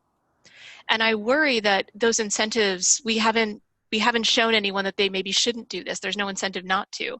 And so I worry that this might be just the new game for a while. And I wonder what we can do to combat that. I can just do a quick few thoughts on that. I mean, look, I think this stems from some of what Bridget and I were talking about before, that this is primarily a political problem and not a media problem.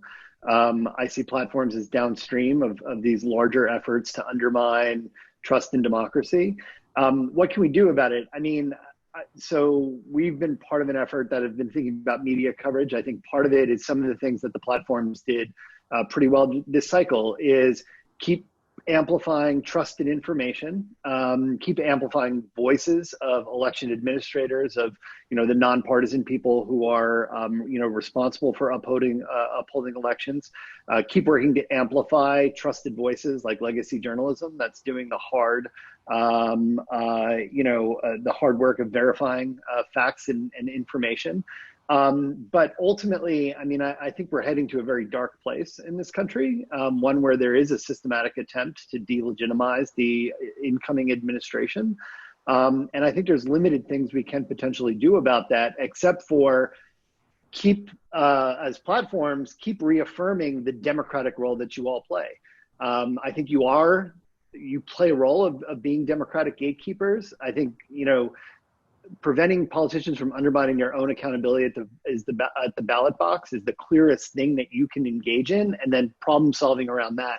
And I guess the last thing I would say too, to the problem of misinformation, I think as Alex and Renee really pointed out, like if this is a blue checkmark problem, if this is an influencer problem, if this is a political elite problem, if this is a presidential problem like Donald Trump, and there's particular actors who consistently violate prohibitions on things like electoral disinformation, then you should put those accounts on a special watch list or put them on a tape delay.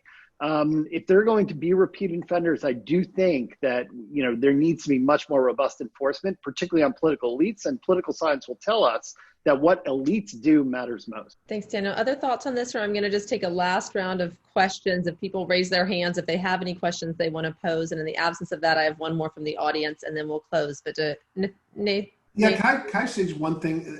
Because I agree completely with what Daniel said, and let me just observe a phenomenon that happened in this election, which we all know about, but we haven't quite, I think, absorbed, which is that the platforms are becoming the policemen of polarization, right? So that they are all media actors are now looking to Facebook and Twitter and Google to a lesser extent to see what their judgments are on the truth of things, right? So they're reporting on them. There's a sense in which they're becoming this news generating entity where the fact that they've taken action on an item is itself news, right? So it's this competition to prove that something is true or not, and say, haha, look, Twitter has put or Facebook have put a filter on this.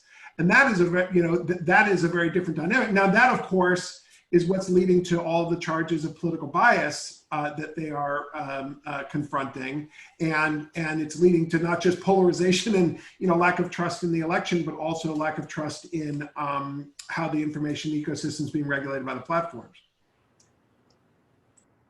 Great. I'm going to throw out two last questions. One is around from the audience. Is there anything that we can do? And there was a question earlier on as well about what we can learn from traditional media regulation that might be applied to the social media platforms. And that came up, around 8 a.m., 9 a.m. And then there's been another one on the fairness doctrine and whether that would make sense to apply here. I would suggest, my quick sense of that is that, well, I guess for those who aren't familiar, the fairness doctrine was revoked, I believe, in the mid-90s, but had prior to that required that television outlets provided equal coverage in terms of time to different political parties.